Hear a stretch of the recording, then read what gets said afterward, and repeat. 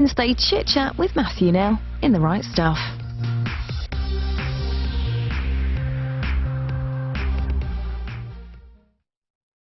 This morning, should everything that ever happened to you be available online forever? We'll hear where you stand on the latest internet privacy row.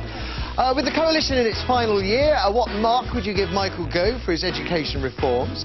Sticking with education is calling female teachers Miss sexist, and does the long summer holiday set kids back? That's today's Right Stuff.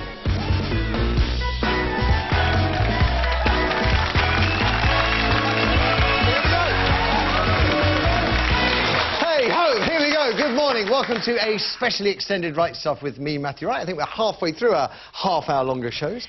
It's Wednesday the 14th of May, which is Donate a Day's Wages to Charity Day. And it's also Facebook founder Mark Zuckerberg's 30th birthday. Now, imagine the difference a day of his wages would make to good causes. Yeah?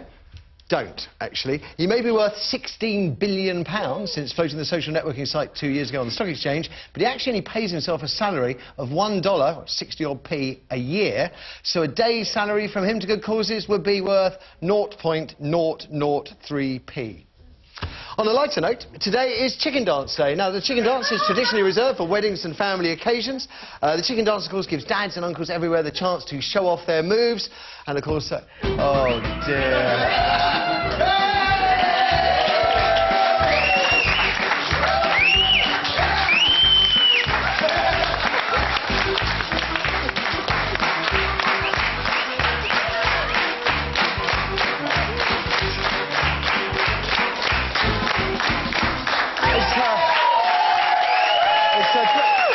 See, Conchita Wurst has greater talent still. Thank you, Conchita. Let's meet the panel. First of all, Amanda Live. Good morning to you, Amanda. Good morning. Hey, it's not only is it Donate a Wages Day, it's my wedding anniversary today, and I'm choosing to spend it with you. No. Yeah. Just as you did on your wedding night. How many years? Only 2. Well, not only 2. I think it's this. cotton. Yes, I think you're right. It changes because there's an American list and a European list. Yeah. Is the European list cotton? I don't know, because I'm not actually... No doubt someone will let us know. And I'm told you also keep a picture of yourself by the fridge. Oh, yes. Oh. Yes, well... Yes, I have. Since having babies, one has put on a tad. I wondered. I did wonder. And one is losing it with the image of myself on my fridge when I was a bit thinner a few years ago. I found a picture of me on the web, and I wasn't emaciated, obviously, because I never have been, but it was quite a good. It's an achievable thing because it's me. You know, it's not going to be putting Giselle on the front of my fridge because that's never going to happen in a million years. Screechy says it is cotton, so you cotton. were right there. Right, what should I buy? T-shirt. T-towel. Very romantic. Next to linen as well, isn't it? Yeah. So a nice bit of linen. Next to Amanda, Mr. Ben Adams. Now, we've had your big reunion chum, Adam Rickett, here for the first part of the week. Will you be going on the boy band tour? Yeah, but that's not until October, so we've got quite a long time to rehearse, so it better be brilliant, otherwise we've been wasting time.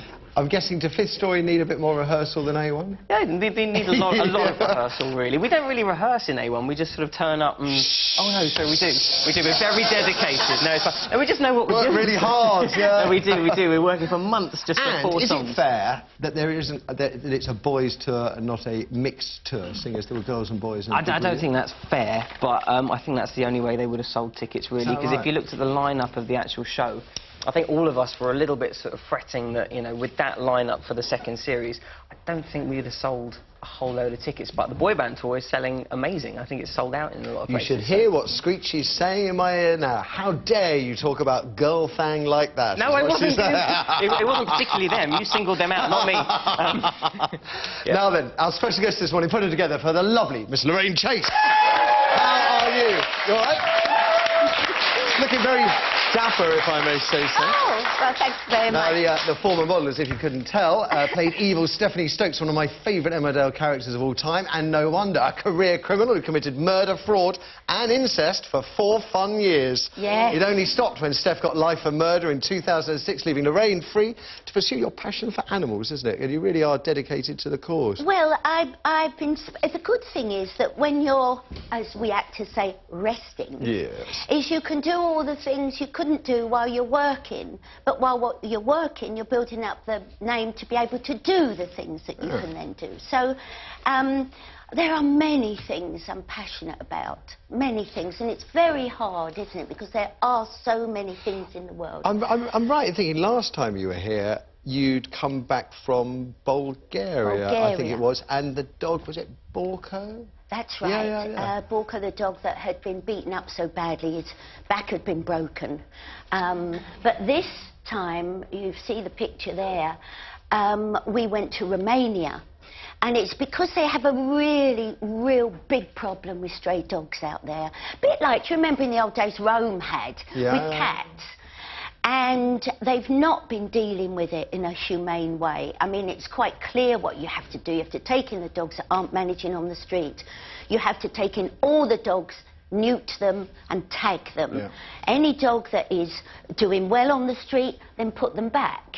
They're doing well, but don't tell your populace that these things are vermin, that you can do what you like with them, that you can beat them up, as you saw that little dog there. I mean, I nearly met my bête noire, the thing I couldn't do. I saw a picture of that little dog and I said, oh, do you know, I don't see you're calm. I don't think I'm going to be able to see that dog.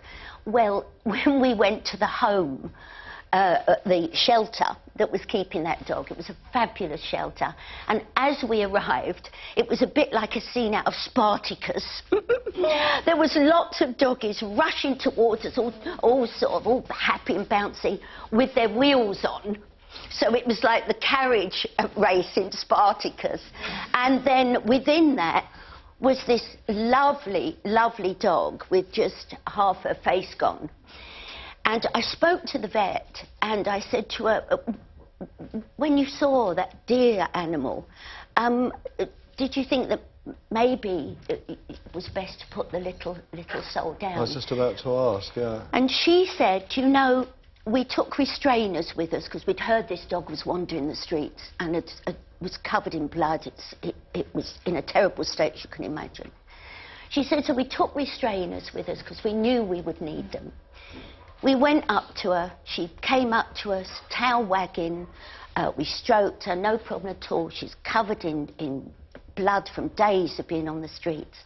And she said, at that moment, I thought, whoever the nasty was who beat this dog up had no right to take such a lovely soul from this earth. And she took her home, and she worked on her, and she gave her a palate and a nose to breathe through because she clearly couldn't eat and breathe. And a lovely, I mean, I've brought in this little picture, look, she's rolled over on her back. And a nicer dog. Do you know what's wonderful? Other dogs don't see disability. No, they don't. No, they don't. They don't see it. So it makes no difference to any other dogs. She has a very happy life, as do all the dogs that have got... I would argue they don't need the wheels, because when they come in and they've got their little body things on to stop them scraping themselves, they run about and they jump over each other with just two legs.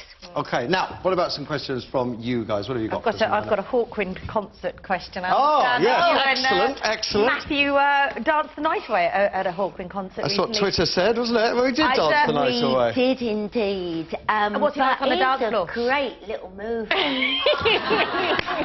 This was a Rock for Rescue, wasn't it? This was... This was for Wet Nose, Yeah. because I go for a charity called Wet Nose. Yeah. And they're trying to... A non-profit making organisation. Yes, and what they do is they're trying to get a Wet Nose Day. Right. You know, we have days for all charities and most concerns, and we have the Red Nose Day.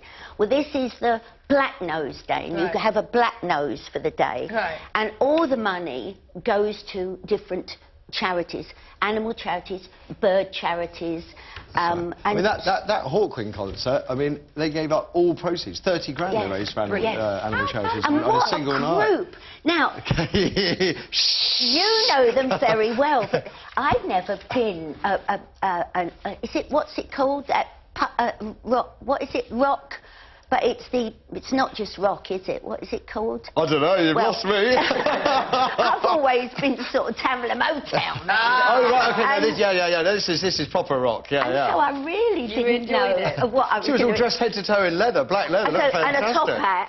And I had a ball. There you go, there you go. And they were... Are you going to a Hawk Not yet. I want to buy cotton T-shirts. I've got to tell you, they are fabulous. And do you know, they were 70.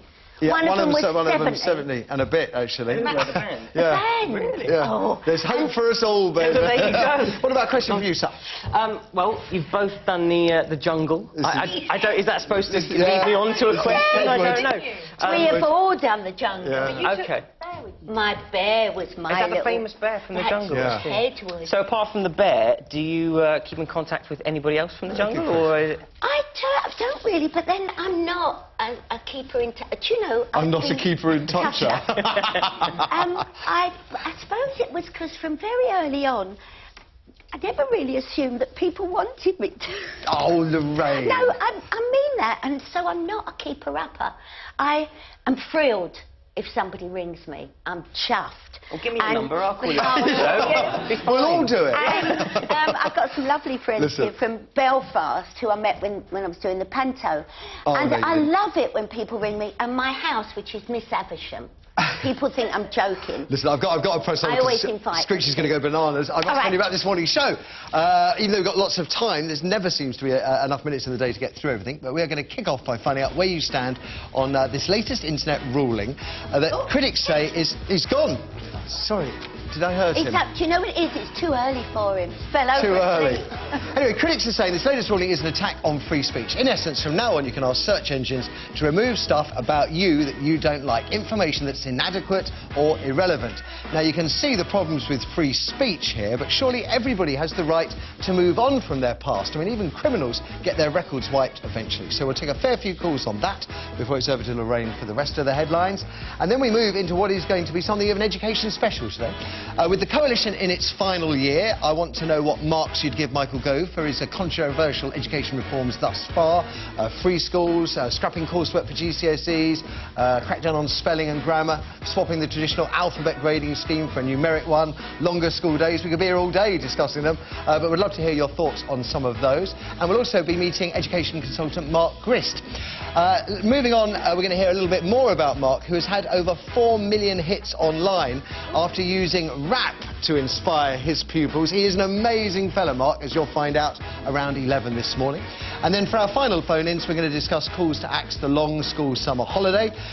In essence, we're asking if 6 weeks of freedom actually sets children back educationally. And then finally, is it sexist to call female teachers Miss? Reformers want pupils to call teachers by their first names rather than the traditional Sir and Miss. Why? Well, because Sir sounds ever so grand, while Miss makes women teachers sound less important. Really? Here's Miss Kirsty with all the numbers. Miss Kirsty. Oh, Sir Matthew. Oh, it's a bit creepy, isn't it? Yeah. A very good morning. The number to call, as usual, is 0207 173 5555. Calls will set you back a maximum of 10 pence a minute, and that's based on a BT landline call, so mobile phone charges and other networks may vary. You can email us rightstuff@channel5.com, and if you'd like to send us a text, the number is 86611. Text will cost 25 pence plus your standard network charge. Not all messages will make it on screen, and always remember to put TWS before your comments. And don't forget, if you are on Twitter, we always welcome your tweets at 5RightStuff. I think Miss Kirsty's better than Mistress Kirsty, don't you? Well, I like the mistress one. After the break, though, we're going to hear where you stand on the right to wipe information about yourself from internet search engines. Is it an attack on free speech or a victory for personal privacy? 0207 173 5555 is the number you need. The panel goes next. We'll see you back in. This latest internet ruling will allow politicians to whitewash their past. Is this true or is it false? Find out after this short break.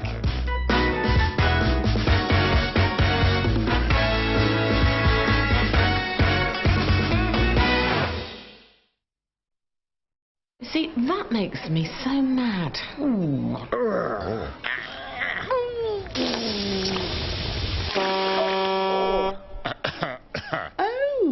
honestly. honestly, churchy. I can't take you anywhere. Oh, To keep your claim-free years safe from uninsured drivers, chat to Churchill. Oh, this one looks good. Yeah, I scored a goal, didn't I? Oh, gonna have to wait till next month. All is not lost, my dear. Wonga can transfer money within 5 minutes of approval, so no need to sleep on a wonky bed for weeks. Lovely. You're lovely. Isn't that sunshine? That's what got you into this mess in the first place. I didn't. Wonga.com. Straight talking money. Do you think you're too busy to deal with a chip? Thing is, all chips eventually crack. But a repair by Autoglass couldn't be easier, because we fit in with you. No need to speak to your insurer first. Most recommend Autoglass. So call us direct, and we'll be there to carry out the work while you carry on with your day. Knowing your car's with an expert trained to the highest standards. Plus usually repairs are free for you. Call 0800 222 777. Autoglass repair, Autoglass replace. Why spend a fortune to protect your home? At More Than, our home insurance costs less now than it did back in 2010, with cover for as little as £99 a year. And if you're already a customer with another product, you'll get up to 20% off. Call 0800 300 800 or go online. More Than, where you mean more. Play the Health Lottery. It's just half the price of Lotto. And you're 7 times more likely to win our jackpot. We have had over 3 million lucky winners already. The Health Lottery. 7 times more likely to win our jackpot and still just £1. I like that. Discover a great new look for your home. Discover savings you can really bank on. And discover why so many people come back to Furniture Village. Hello again. Whatever you want. This is the one. Take a look at the Furniture Village Spring Sale on now. This is the story of you. It's about you on the bus. It's about you, the face in the crowd. Because if you've been hurt and it's not your fault, injury lawyers for you are the people you should call. So, call us now or visit injurylawyersforyou.co.uk.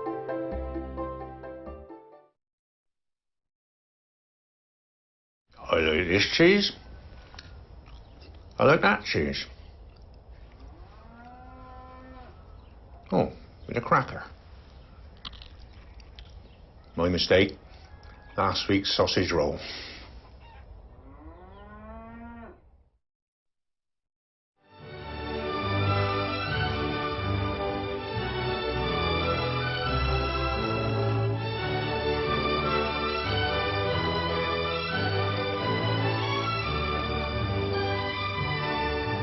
Great Taste of America is back at McDonald's. 5 weeks, 5 burgers, 5 tastes. This week, get a taste of Texas with the Texas Barbecue. Here for 1 week only.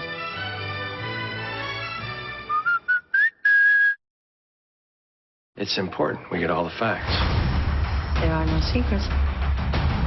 Watch out for the bad guys. Pictures tell 1,000 words.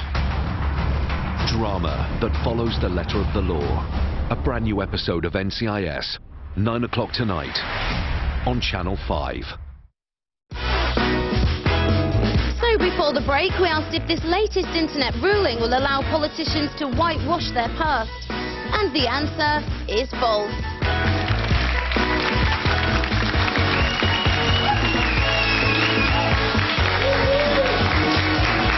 That's because politicians, celebrities and other public figures won't be able to have their information erased because it's deemed that it will be overwhelming public interest, which you might think is fair or unfair. That's what we're going to find out. First, welcome back to Wednesday's show with Amanda Lamb, Ben Adams and Lorraine Chase. Lorraine's going to bring you all the other headlines shortly, but right now, it's easily actually the biggest story of the day in the UK. We're going to hear what you make of this latest legal ruling that would allow just about everyone to wipe details of their past from internet search engines. 0207 173 5555, the number you need. And in case you're wondering, it's the European Court to blame or thank, depending on your point of view, because it found in favour of a Spanish fella who was alarmed to find details of some financial problems he'd had back in 1996 was still coming up online when people searched for him, despite the fact that he'd long sorted all the financial issues out. Google, Yahoo and Bing have until now always been able to link you to unlimited information about anyone you search for. But yesterday, Google failed in its attempt to keep things that way after the European Court ruled that individuals should have the right to ask for links to inadequate, irrelevant or excessive data about themselves to be removed. Now, critics immediately argue that this is an attack on freedom of speech. It's akin to marching into a library and demanding the books be pulped. That's how one opponent put it. Although the ruling, as I said, is intended for private individuals, it does open the door, I guess, to anyone who wants to whitewash their personal history. But the ruling has also been praised as a victory for those demanding the right to personal privacy. Why should damning and possibly untruthful comments about you by, say, an ex-lover still show up on Google 15 years after you split up? Sure, your ex has a right to freedom of speech, but surely you have the right to move on with your life. Former criminals, now they have their past wiped clean eventually. The Rehabilitation of Offenders Act says that even if you got as much as 4 years in the slammer, 7 years after your release, by and large, you are no longer have to declare that conviction. So if someone who batters an old lady half to death can have their records wiped, why not everyone else? And no one is sure how this ruling is going to work in practice. The final decision as to whether links will be wiped or not will rest with internet search engines. And as I said, the ruling excludes politicians and celebrities where there will be a widespread public interest. And just to conclude, let's think about Freddie Starr. Last week, he had sex assault charges that had hung with him for 18 months dropped. Should those initial allegations, Amanda, always be available online, or should he be allowed to move on with his life? I think he should be allowed to move on with his life. I think he will always be associated with it because he's a public figure and it's now out there. That's true. So as a celebrity, he would be excluded. Yeah, I think if something is factually incorrect, then yes, it should be removed. However, I worry that we are in danger of creating this sort of idealistic, utopian image of ourselves. Yes. When you think about photographs nowadays, I bet none of us have photographs on our phone where we're looking a bit ropey. We all, you know, we can get rid of. I have nothing but. But you remember, you know, in the good old days when you used to take your photographs to a chemist and have them printed. Well, nowadays most people I know, you get rid of the ones where you're looking a bit dodgy, and you only have beautiful family pictures everywhere. And I worry that if we start erasing, or we're allowed to erase parts of our history, then we create this image of perfection. But why should Mrs. Wright have to read? Now, forget about me doing TV. So I say Mr. Wright used to work in Walters. Why should Mrs. Wright have to read what my ex-girlfriend might have said about me 15 years ago every time she looks up something with my name online? Why should she have to? That is an attack on her personal freedoms as well as mine. But I think it's part of your history, and it's part of it would be part of anyone's history, whether it was you or me. Do you think everything should stay up and be accessible? By the way, just to be clear, all the information does stay online. Yeah. It's just the search links will disappear. Unless it's factually incorrect, I just worry that it will just go that step too far, and we will all suddenly become these perfect individuals. But is there someone to monitor what is factually incorrect? That factually incorrect is not relevant. It's simply if it's excessive, irrelevant, inadequate. I mean, inadequate, I don't really understand that word what at is all inadequate? in this. There's no time limit as such. Now, you see, I could argue that what an ex-girlfriend says 15 years ago shouldn't have to follow me around forever, but what an ex-girlfriend said 15 minutes ago, well, that probably should stay online for a while. There should be perhaps a time... 15 years ago was also part... It's a bit like the guy that you were just talking about with the repossession. It was part of his history, so if you're... But a history that he put right. Yeah, so then any sane, normal human being would look at it and think, oh, that happened 16 years ago. He's a very different man now. You think the world is full of sane, rational human beings? Well, it will be if we can erase all our data. Yeah. So, Ben, I mean, you're in the public eye, so you would be unlikely to be excluded.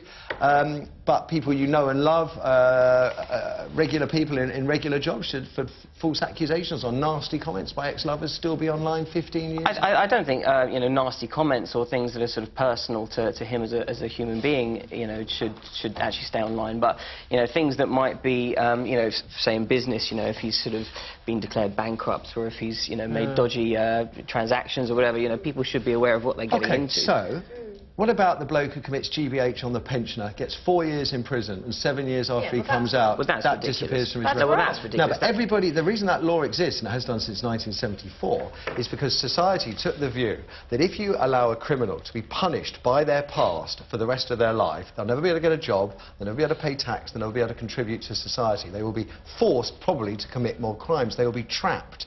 Now, if we feel that prisoners and criminals, rather, can be trapped by their past, and we want to set them free so they can have a normal life, and we want to set them free so they can have a normal life, why should ordinary citizens be trapped by their past online? But the thing is, if somebody's committed to sort of GBH on a pensioner, for example, that is within their makeup to do it. So I would sort of, you know, put the question out there that perhaps... Well, no, I mean, you know, obviously he'd have to be freed at some point, but it is within his personality to commit that. For me, I could never do that. But he may have reformed.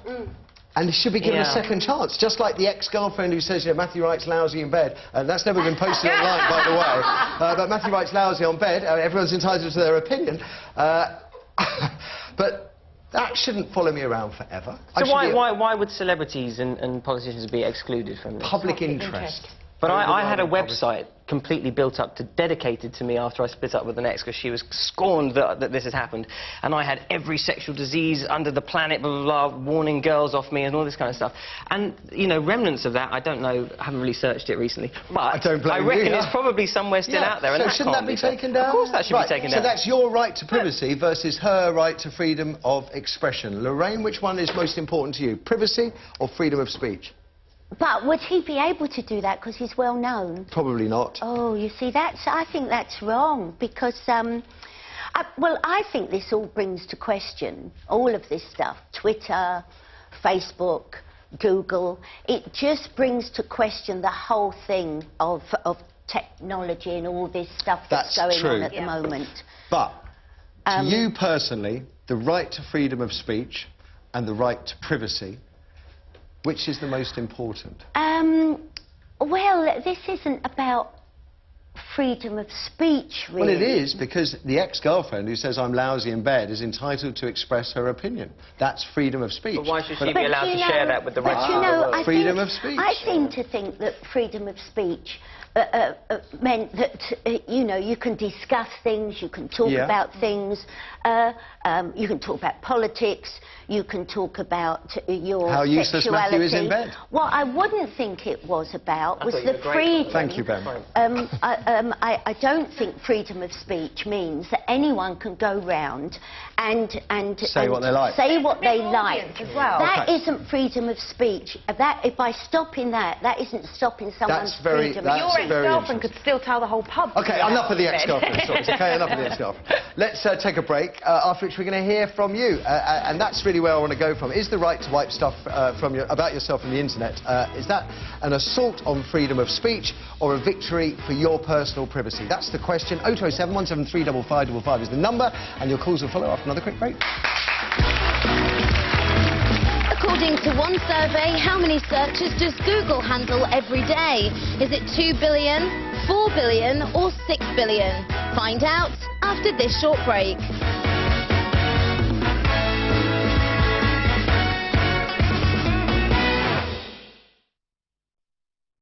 Don't you know you may be due PPI compensation? Not interested? Banks have set aside billions in PPI compensation, yet you've still done nothing about it. Can you really afford not to find out if you're owed up to £7,000? If you're nervous, unsure, or simply don't know, call Gladstone Brooks on 08000 46 90 90 or go online and we'll guide you through the process. After all, it's what we do. Gladstone Brooks. Saturday, Wolves Sausage Day. And this clobber means you don't have to get dressed to go buy them. Introducing the Woolsey. Onesies you can wear down the shopsies. There's one for the poshos and the goths. Cheer up, mate. One for the golfers. Lock up your footballers. It's the Wag Woolsey. Oi, oi. The Builder Woolsey. Bonjour. Don't get dressed all weekend. Get on our Facebook to win a Woolsey. Wolves Ultimate Breakfast Sausage. Get the big BT Spring deal from the UK's most popular broadband provider. No one gives you a more reliable wireless signal than BT. So make sure you get BT Broadband Extra at our spring deal price of £6 a month for the first 6 months and £12 a month after that. And you'll enjoy free BT Sport, which you can watch online or on the Sky Digital satellite platform. No wonder BT is the UK's most popular broadband provider. Get BT Broadband Extra with free BT Sport for £6 a month for the first 6 months. Don't miss the big BT spring deal. Call today on 0800 800 950. Play the Health Lottery. It's just half the price of Lotto.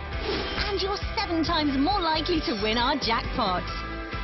We have had over 3 million lucky winners already. The Health Lottery. 7 times more likely to win our jackpot and still just £1. The House Whisperer.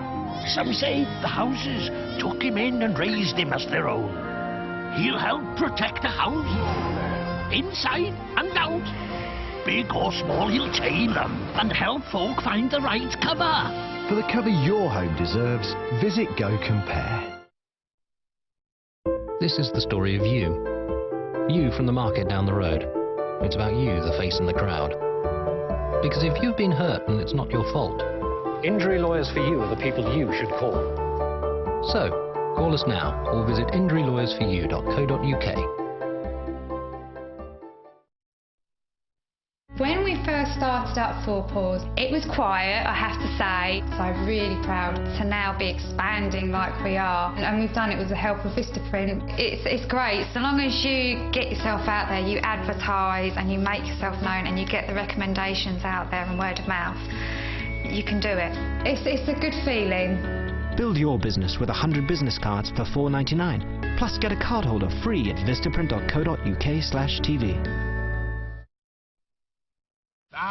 Have you discovered the Karcher window vac? It sucks up moisture and condensation from windows, leaving them beautifully clean, with no drips, smears or streaks. The Karcher window vac. Discover effortless, streak-free windows.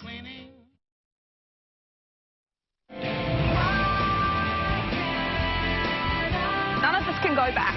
The River Boys have come to Britain chasing the women they love. Ricky! Will they make it back? Home and Away London starts Monday the 26th of May on Channel 5.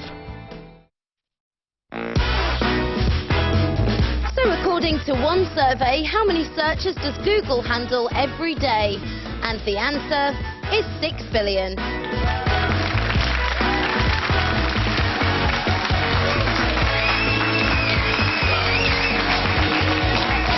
So just less than 1 search for every single human being on the planet, every day.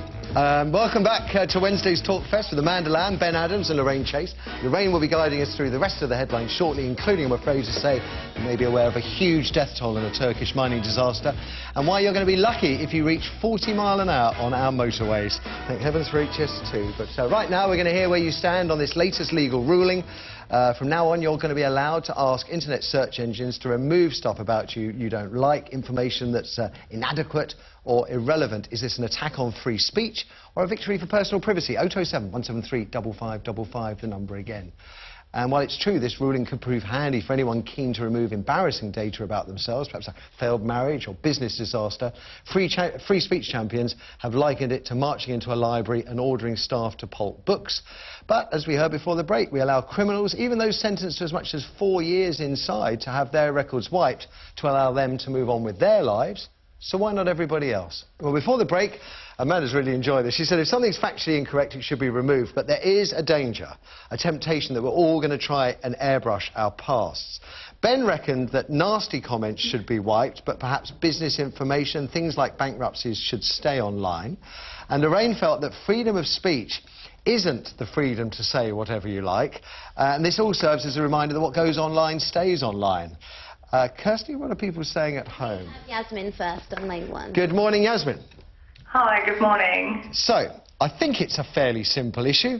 Freedom of speech or personal privacy? Well, what matters most to you?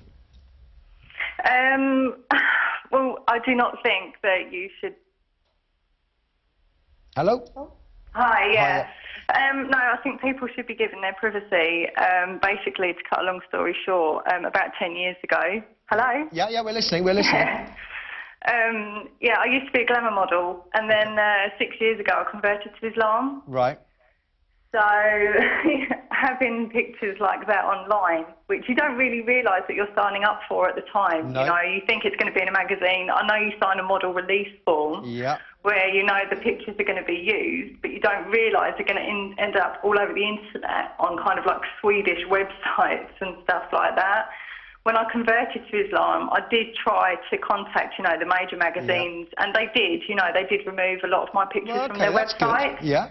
But because they're everywhere, you don't realise that they're going to end up all over the world. It's an absolutely brilliant call, this, Yasmin, because I can't think of a better example than yours. But at the same time, prior to your conversion, that's what you did. And that is your past. And there will be people, you'll no doubt have fans dotted around, and they want to see your pictures that you were once happy to give them. Can you take them away? I personally think, yes, you should be able to, but every case is different and difficult to judge, and I think that's really going to be the problem, is that the internet search engines, they're going to create tens of thousands of new jobs of people that are going to have to answer problems like yours. Yeah. It is a bit of a tough cookie, but at the same time, it's my pictures, you know. Can I just, while you're there, just go down the panel. Well, what do you think, Amanda, then? I mean, you're saying people want to airbrush their past. You know what? Why shouldn't Yasmin? Yeah, you have totally and utterly thrown me now, because that's one of, like you say. Do you have children? Have you got kids, Yasmin? Yeah, I am married with children. Yeah, so all of a sudden it is that, yeah, maybe they should be taken off. Having said no, yeah, you've totally Well, I mean, I think in that case there's a very good reason to be taking it off. It's not just somebody that wants to sort of, you know, eradicate a piece of the past they don't quite like. Well, it is, but they just have a strong conviction for doing so. It's actually sort of quite detrimental to the life that they lead now.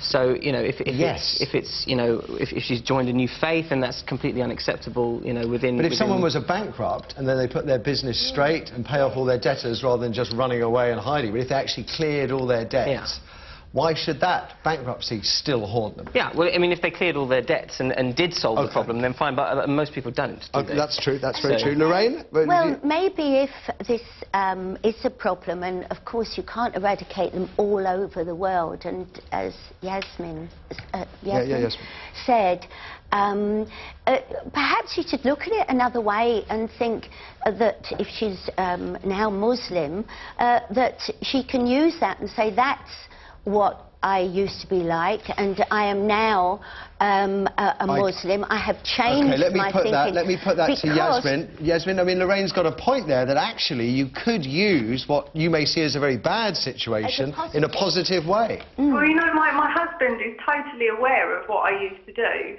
and he was, you know, he was very supportive, but at the same time, it's, you know, he does worry that, you know, maybe one of his friends will see his wife how she used to be, you know, and for him that is just like hell. Okay, well, Yasmin, forgive me for jumping in. I've just got so many calls, which is great. Everyone's engaged in this, so I'm going to love and leave you, and let's try another. We have Bethan online too. Morning, Bethan. Hi there. So, freedom of speech, is that under threat here, or personal privacy? Is it a victory for that?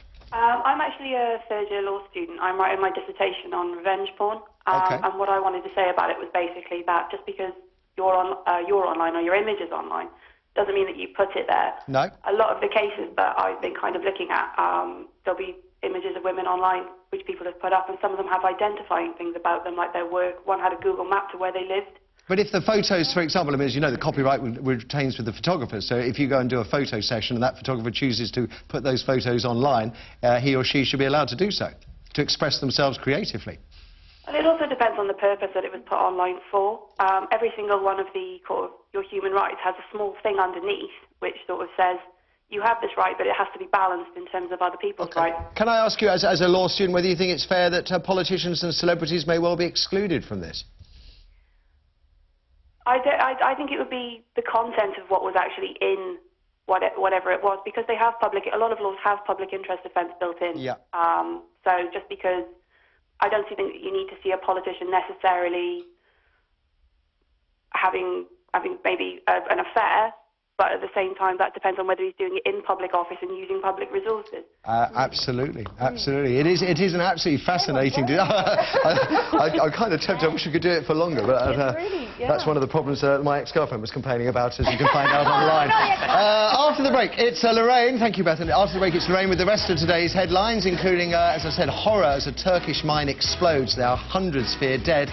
And ITV's sexiest World Cup team. Not a single woman will front its footy coverage next month. All that and more on the other side of the break.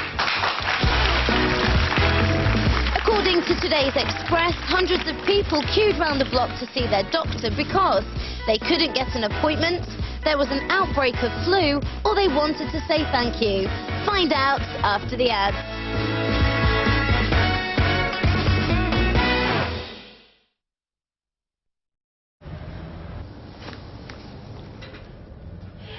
You appear to be in a financial quandary, young fellow. At Wonga, you choose exactly how much to borrow and for how long. Really? Yes, you can also pay back early and save money. Oh, good, thank you. No, I'm not kissing my phone. Kiss it.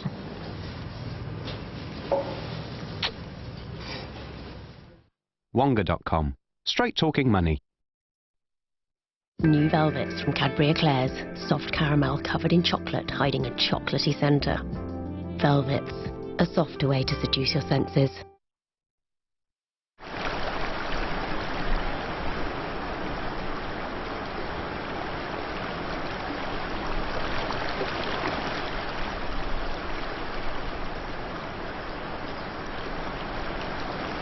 Travel insurance from Insure and Go. Take us away with you. Fix your gas and electricity prices with British Gas. And you won't just get a great deal on your energy. You can fix your prices all the way to August 2015. And unlike some fixed deals, you won't pay a premium. You'll also get a £50 gift card to spend on the high street. And we'll regularly let you know if there's a better tariff for you. So, for a great deal more when you fix your energy, call 0800 980 3656 or visit britishgas.co.uk. There are prizes every day with People's Postcode Lottery. I've just won some money and I've just won a lovely motor car. And there's a chance to win a share of £2 million in the Postcode Millions. I won 400,000. I'm going to spend it. Buy a new car, get new teeth. Get your ticket before midnight on the 21st of May. That's the best decision I ever made. It could be your postcode next, so make sure you've got your ticket. This is the story of you. It's about you, the mum. You from the market down the road. It's about you on the bus. And you with the ridiculous shirt on. And it's about us. Because if you've been hurt and it's not your fault, Injury Lawyers for You are the people you should call. We're here to give you advice and support and help you get your life back on track. Injury Lawyers for You. Call 0800 440 2222 or visit injurylawyersforyou.co.uk. Go ahead, run in the corridors, climb on the furniture. The rules can wait. Just play freely in new Pampers Active Fit, our driest, best-fitting nappy, now with a longer absorption layer. Up to 12 hours of dryness and the freedom to just play. Pampers. You said using cash machines is difficult when you're visually impaired. We've introduced over 4,000 talking cash machines across the UK. My name is Chris McCausland. I'm a stand-up comedian and I'm also blind. And I'm here to tell you about these, Barclays' new talking cash machines. They're the ones with the headphone socket. Obviously, it doesn't just blurt out, enter pin 4, 2, 8, 7. It's a shifty bloke behind you with a hammer and a biro. Writing your pin number on his hammer. Forgotten his pad, hasn't he? With the new talking cash machine, it's so much easier. Time is their enemy. Every decision is critical. When a life is hanging by a thread, what are they really thinking? Wound is in a very dangerous area. We may well need to open his chest. Trauma Doctors Every Second Counts starts 9 o'clock Thursday on Channel 5. So according to today's Express, why did hundreds of people queue round the block to see their doctor? The answer is they wanted to say thank you.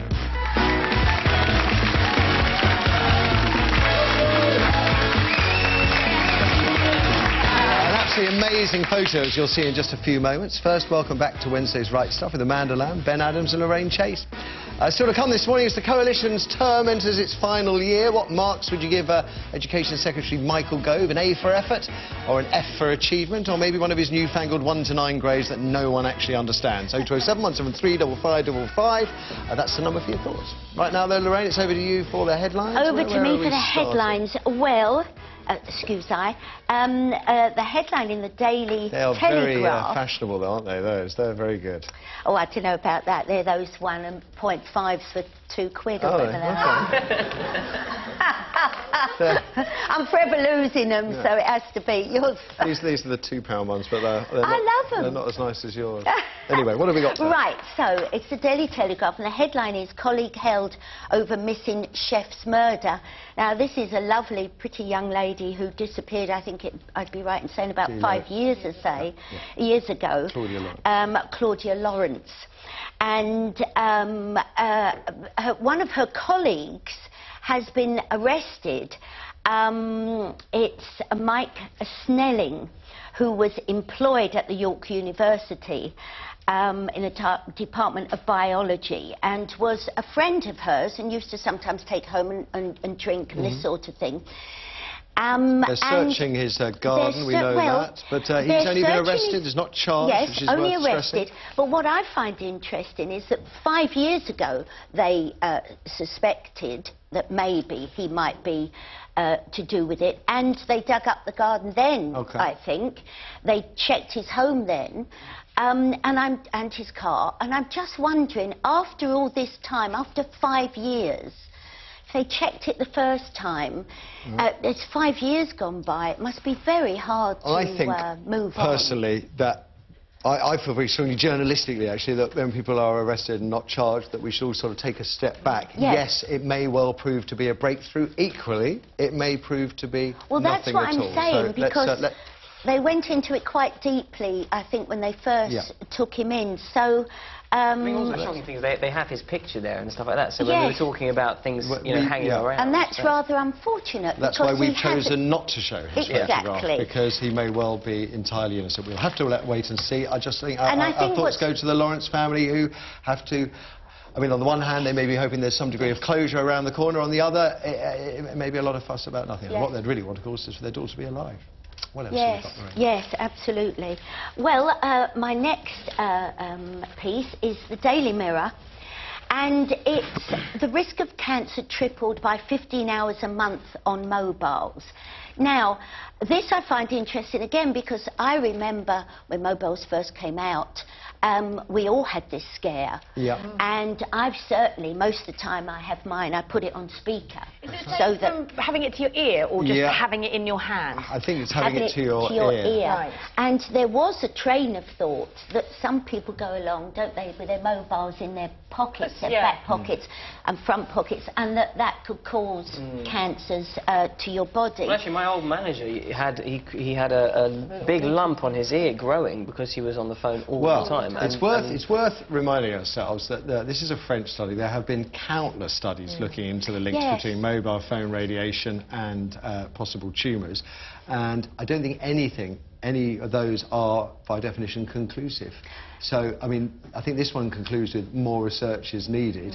And that's probably the answer. I think the last one I remember was a Scandinavian report which found no link. I wonder how many of us use do you use your home phone? I don't really use the phone at all if I can get away with it, if I'm absolutely honest. You absolutely have to. If you're at home, do you use your mobile? Yeah, if I'm in the office, I have I've realised that I don't use. I'm wondering if I even should have it there, because I automatically use the mobile, but I do press the You do what a lady did on the train. She was like this yesterday on speakerphone, just shouting at the phone. I'm on the train! Yeah, I'm on the train! I'm on the train! So, whether there's, as you say, it's the same thing. They're warning us, but they have to have more. So that's that one. My next one is the Daily Telegraph.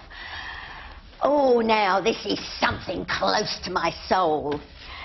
Get used to doing 40 miles an hour on the motorway. Is that because you want to do 40 miles an hour? You dream of doing 40, or you think you should do 90? Now, let me say... Oh, I want to can tell. Every time I travel on a motorway now, it drives me insane. Motorways are extremely efficient. They are extraordinarily crowded these days. If they are used correctly. When you're going along, and you're going along at a speed where it doesn't matter, there is nobody to overtake, keep on the inside lane.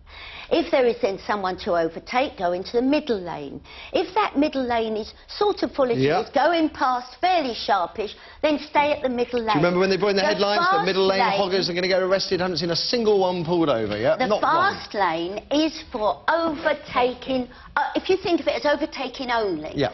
But there seems to be a psychology. What's the story, though? The 40 mile an hour bit, if I can bring you back down to earth. Calm, Lorraine, breathe. Breathe. Motorists must get used to driving at 40 mile an hour on the motorway. The civil servant in charge of Britain's roads has said, as he admitted, the roads will get slower and slower. Just too many cars on the road. Cars, isn't it? So, Lorraine, but also we're spending billions of pounds on a railway line to help people get to Birmingham 20 minutes quicker, okay? Yes. Smashing through countryside, smashing through a lot of Tory safe seats as well, which is worth mentioning. Should the money be spent... I mean, they are spending millions as well on the roads. Should the money be spent on better motorways? Is that on bigger motorways, more lanes? No, because it takes more of our countryside. We'll have less birds, less trees, less... What we should do is that they were setting up, weren't they? We were all told they were setting up this system on a motorway where all cars will be made with a fit-in that when you go onto the motorway, you will actually go onto the equivalent of a train, because there Everything are these will be electronically controlled. And once you go onto that motorway, your speed will not be under your control. The speed will be taken. You'll be all in a row, and when there's a problem higher up, they send it through and they lower the traffic down. Now, that seems to me the way forward, because then when you can, it can go faster, and then when you can't, it can go slower. OK, no, I'll go along with that. It doesn't sound much fun, but I go along with it, yeah. Well, if it's got to happen. But I tell you, it won't have to happen if everyone uses the motorway properly. Agreed. Right. So, my next one. Oh, do you know, I feel all empowered after that. That's what we like. Come on. Time. Right, Daily Mail. ITV attacked over primetime ad for Scientology. Now, this is a bit of a red herring, because on one of our soaps... it was Corrie, yes. They put on a very small... they broadcaster was accused of allowing the group, which some critics have branded a cult, to target vulnerable people after it showed the advert before the hit soap Coronation Street. Talking of freedom of speech and freedom to know what's in the world and what's about, well, you have your choices. Make your decisions. You make your decisions. If you allow commercial companies to sell washing powder to vulnerable people, then I suppose you should have Scientology to sell... People have to choose for themselves. I'm looking forward to the Catholic ads. They should be fun. Yeah? Oh, he's on rock. Get all the religions advertising. Why not? You open the floodgates for everyone. Well, but it's not about that. It's about you. We were all on about freedom of speech. Yeah. And as you said, if you start to put any sort of parameters on it, you run into problems. So people have to think for themselves. And if we're not careful, the more and more we protect our children from, they can't climb trees, they can't do this, they can't do that, the less empowering you're giving them. You're taking power away from people. Absolutely. So, but also, I mean, the critics says, well, you could also consider this, that if Scientology needs to advertise, well, maybe they're desperate. Yes, just absolutely. So, now we go back to that lovely little story that you had. Oh, the doctors round the queue round the block. There's a fabulous queue, and I'm sure they'll show you on there. I've got it here. Hundreds queue round the block to thank their perfect doctor. And it's a lovely story. We must name him. Do we have the picture of the queue? Yeah. No, that's brilliant. I've got it here. If you home in on we might need a microscope for that one. So there you go. But you can see it here. Oh, there. They all go the way round all the block. the way round the block. 2 and the hours, block, wasn't it? Yeah, Wait. to say thank you. The block looks like a pub. I won't go there. I think it's a restaurant, actually. Curry House, I think. But we must name him. GP Richard Hughes, 60, was so popular that when he announced he was retiring after 32 years, the surgery opened specially for 2 hours on Saturday so people could say their farewells. Wonder how many doctors would get that on their retirement. Not many, I should think. I bet it brought a tear to his eye. Yeah. Happy retirement, Nicely Dr. done, Richard Hughes. Right, Ben, I know you have a really terrible story. Yeah, obviously, I think this is the biggest story of the day, obviously. On the BBC News, Turkey coal mine explosion and the death toll rises. Now, there are 787 people that were inside the mine. An initial report said that 17 people had died, but there's many more. It's 201, I think, at present. And there's only 360 have been accounted for. And I think a lot of them were obviously died in the explosion, but obviously carbon monoxide poisoning. They're trying to pump oxygen down there, aren't they, to keep whoever may be there alive. Yeah. But the scenes of the relatives, the loved ones, was very, very distressing to watch this morning, and understandably so. It's a lot of people, a lot of people. Yeah, if we get any more about that, I suspect the death toll is going to continue to rise. We will keep you informed. Yeah. Okay. Right, to move to the next one? Yeah. So this is an interesting one. They spent 7 million, this is from the Daily Mirror, they spent £7 million on 2 wind turbines that were built very close to airports, and they haven't been able to turn them on because there's danger to planes, because they're showing up on the air traffic control. How can they get that far down the line to actually physically build them and put them up? Yeah, it's crazy. But and also, that's the question about it. I don't understand the planning. Can they not uproot them and move them somewhere where there aren't aircraft nearby, rather than just leave them there doing nothing? Well, possibly, but I mean, the crazy thing here is that it said that it would produce enough electricity for 3,000 homes, but they spent £7 million building 2 of them. Yeah, but that's renewable energy, so we should be generating power for 3,000 homes for many years to come. Not if they don't turn it on. Not if they don't turn it on. No. It's a thing. It is incredible that it got that far. They must have had so many months of planning and approval, and it's. Okay. What next? Next is, this is from what is this paper? Telegraph. The Telegraph, where they are going to ban pupils using calculators. That's right, but people are unhappy about this, isn't it? Yeah, but I mean, to be honest, I rely on calculators now.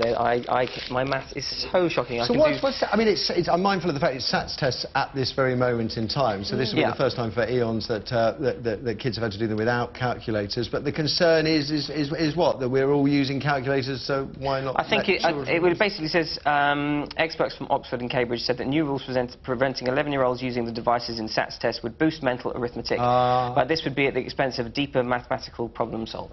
Right. So, I mean, I think at 11 years old, you're not going to be doing crazily, difficult arithmetic. So I think that's okay. But then, obviously, when you get, later down the line and you're sort of doing square roots of all sorts of, whatever the terminology Logarithms, I quite like Logarithms, exactly. I don't even know what that is. And so rather algorithms, So that's obviously when you'll need a calculator coming into play. But you have calculators on everything now, mobile phones, and, that's just a sort of way of life.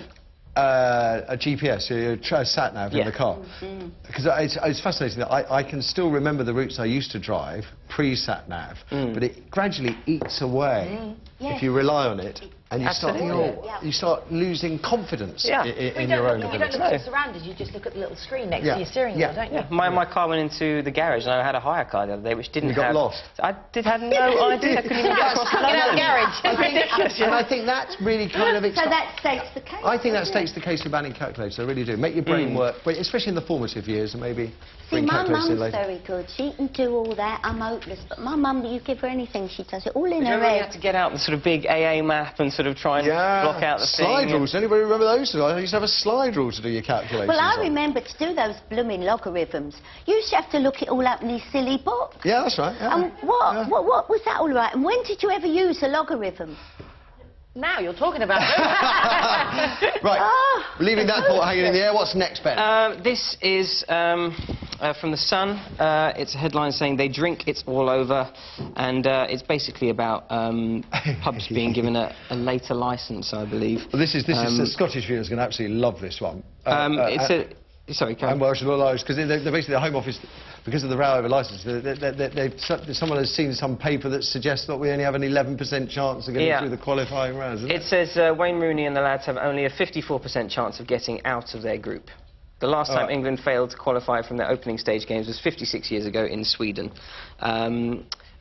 An order letting pubs extend opening hours during the Brazil tournament puts the Three Lions' chances of making it past the quarterfinals at just 11%. So they're saying that the government and local government will say, well, we don't really need to bother extending pub licensing hours because England's not going to be in the World Cup. Yeah. That's what we like, faith in our team. Yeah, that's just what you need as they get ready to go.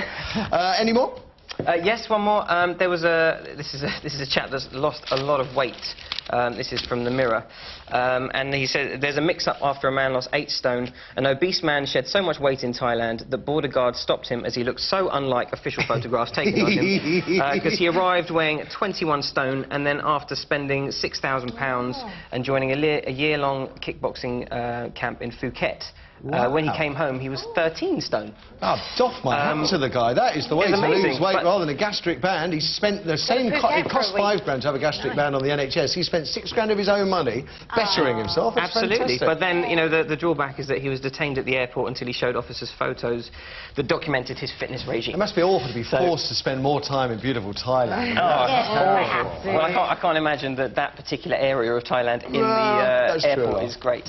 So, Phuket Airport's all right. Is it nice? Yeah, great. You get a little coconut anyway. I don't think he was shopping, though. I think he was probably being held. The coconut there. Anyway, right, what have you got then? I have the front page. This is quite... I find this story quite shocking, actually. The front page of The Guardian. International Court examines UK war crimes. Claims that British troops carried out abuses in Iraq will be studied by the ICC. So allegations that British troops were responsible for a series of war crimes after the invasion of Iraq are to be examined by the International Criminal Court at The Hague. Now, at the moment, it's only a preliminary examination. As it should be, because it's absolutely. Of the 60 alleged cases of unlawful killings and claims that more than 170 Iraqis were mistreated. But the thing that I find quite interesting about it is, well, they say that the announcement is a blow to the prestige of the armed forces, as the UK is the only Western state that's been faced with this preliminary investigation. Yeah, but I mean, innocent until proven guilty. No, I mean, these are claims, and God knows we've been there before, and subsequently they disappeared. Yeah, absolutely, but we're being grouped with the Central African Republic, Colombia and Afghanistan. But I'm surprised that they're not America and some of the other countries that they haven't, that we're the one that... Anyway. It's preliminary at the moment. There was some pictures of Americans. There have been pictures, doing lots of stuff throughout, but it's not just our... But quite, Anyway, I can just imagine. Let's wait and see. Yeah, wait and see. We'll move on to the Times now, and this is where the Tory PR machine obviously have their head in their hands. Only frack in Labour seats pleads Tory peer. You can just imagine the Did PR. he actually say that? I'll tell you exactly what he said. George Osborne's father-in-law has warned that the Conservatives will lose thousands of votes if fracking goes ahead in the Tory heartlands of South England and the home counties instead of the derelict North. And desolate North as well, which is where the... so George Osborne's father sits in the House of Lords? Which is where, which is where Labour dominates. Lord Howell of Guildford said that areas such as the North East and the North West, where the Industrial Revolution has left the worst historical scars, would welcome drilling for shale gas. He's called it the desolate North East should be fracked instead of sensitive places such as Sussex. But he later admitted that he actually meant the North West. Shall we try telling that to Yorkshire Dales and play, desolate? That's fantastic. That's a fantastic. Just do it with the Labour hold their seats. Isn't he a dark? Can you just imagine the PR just like, oh. I'm dying to hear his views on HS2 then. That'd be nice, wouldn't it? Yeah, that's tomorrow. This is a story in the Telegraph, which I find, again, very interesting. Sex education should include joys as well as perils, claims an academic. This is Mark McCormack, who is a lecturer at Durham University, and he thinks that sex education lessons should not only cover the risks of sexual activities, but should also acknowledge the rewards at the same time. I couldn't agree more. Now, he's being criticised a lot by traditionalists, and they're saying it's very short-sighted and irresponsible. They don't like change. No, they're saying it's short-sighted and irresponsible, but he is saying we need to move beyond sex education to sexuality education. You've got to tell the truth is what you've got to do. Well, You've got to tell the truth. People have sex because they like it. Exactly. It's the same argument with drugs. People take drugs because they like it. There are downsides, but there are also some pluses because that's why people do it. It's how it affects you, not because I think when you're being hit with that doom and gloom, and you can get pregnant, you know, you get STDs, and you get hit. Were you at the same school as me? You know, my sex education now, boys. You got your girlfriend in the back of the car. Don't do it. Don't do it. That was it. Mine consisted of. No wonder so much is written about me online. Mine consisted of a science teacher putting a condom on her fingers, and that was it. You got that? Okay. That's all I got. I never got sex. I wonder where I was going wrong.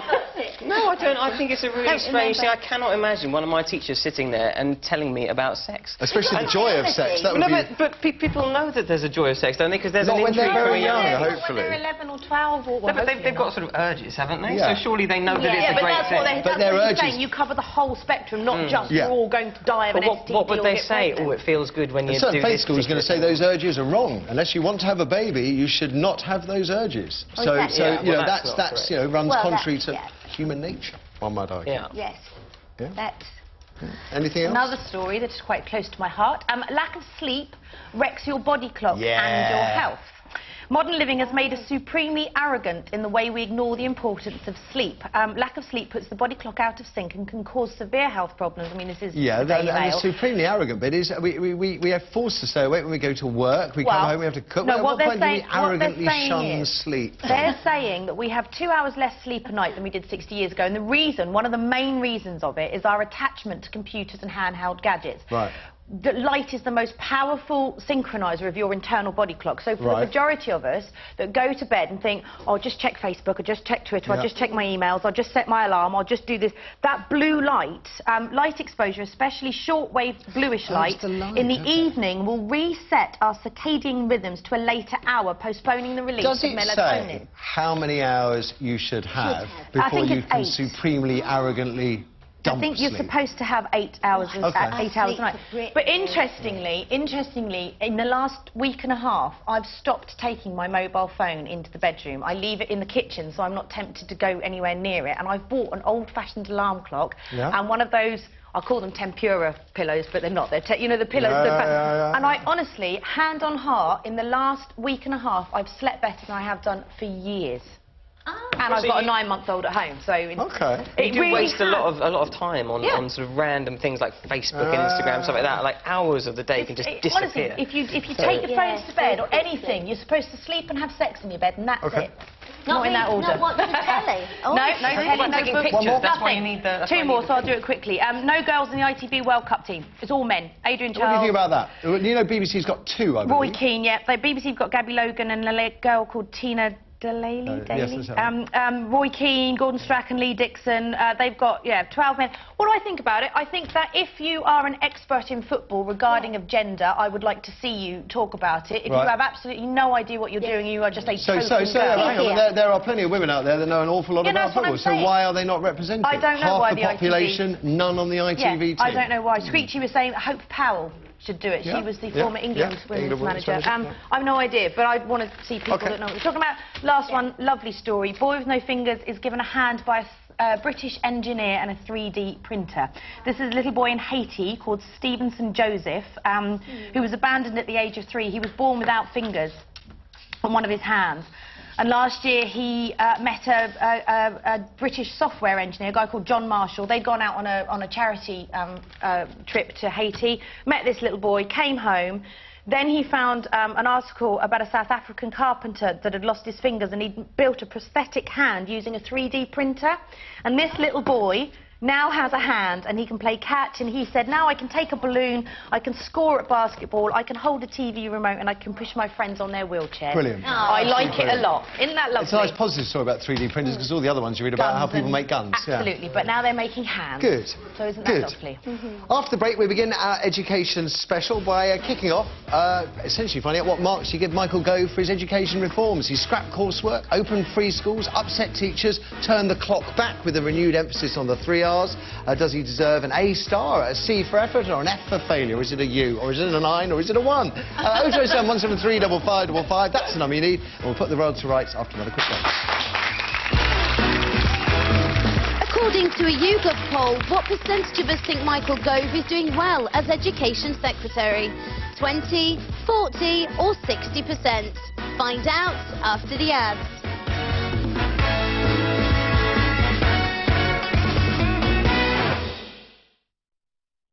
To make an innocent apple and raspberry juice, you need plump raspberries and apples. But to make it really special, you need the secret apples. And they belong to Joachim T.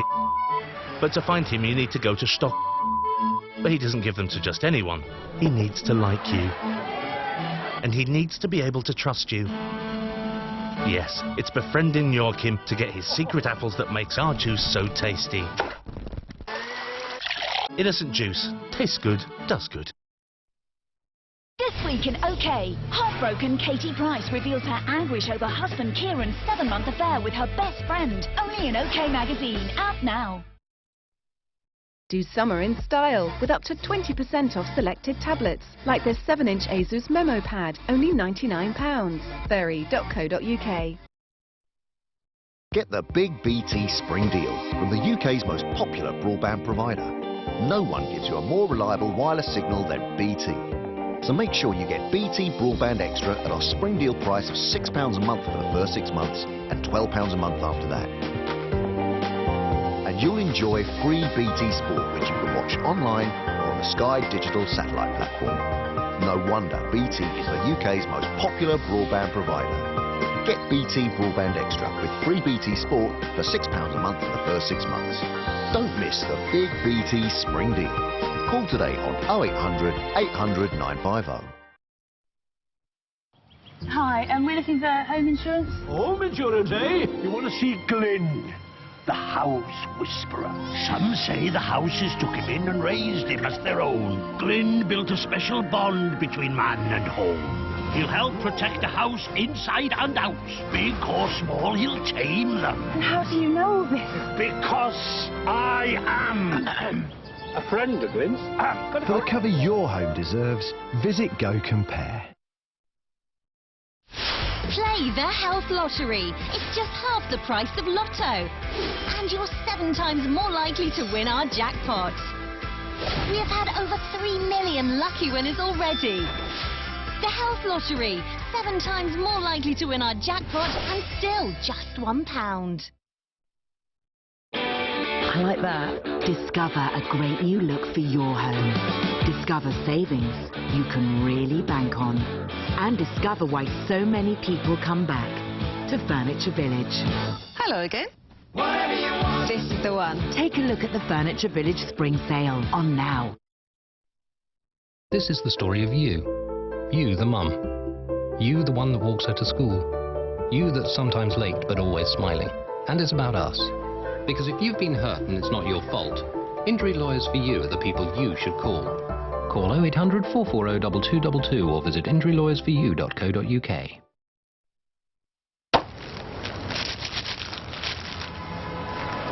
Love crisps. 7 cheaper. From the author of The Talented Mr. Ripley So no one will follow us. and the producers of Tinker Tailor's Soldier Spy. Needing passports, identities. The Two Faces of January is a gripping suspense film. He killed someone. Why would you lie for him? I didn't do it for him. It's stunning. I get caught, I take you down. A nail-biting thriller. You should have killed me when you had the chance. The Two Faces of January. It's important we get all the facts. There are no secrets. Watch out for the bad guys. Pictures tell 1,000 words. Drama that follows the letter of the law. A brand new episode of NCIS. 9 o'clock tonight. On Channel 5. So according to a YouGov poll, what percentage of us think Michael Gove is doing well as Education Secretary? The answer is 20%.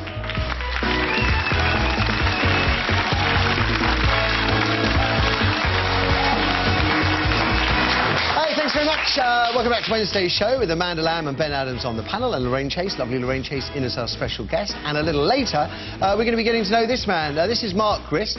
He's known as a rapping teacher. He's an internet sensation and also now an education consultant. Do you think the long summer holiday sets pupils back? 0207 173 5555 is the number, whichever way you swing.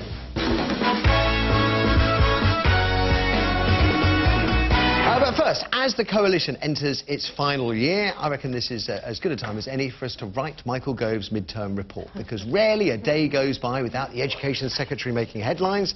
This week it's for his tempestuous relationship with Schools Minister David Laws, but it's his controversial reforms that I want us to concentrate on now, because Gove has, well, he really has masterminded the biggest shake-up of exams in a generation. He's scrapped, all but scrapped the coursework element of GCSEs and dumped the traditional A to U grading system for a numeric one instead, where 9 is best or 1 is worst, depending on which paper you read. It may be the other way round.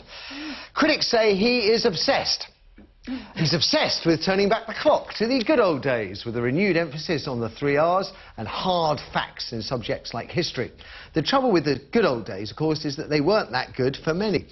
Children with learning difficulties or people who simply fell to pieces in exam conditions are likely to flounder once again, as they did in the years up to 1986, when O-levels were dumped in favour of GCSEs. And, of course, there are his precious free schools that are taking funding from central government and are totally free from local authority control. More than 170 may now be up and running, but 3/4 of them aren't full.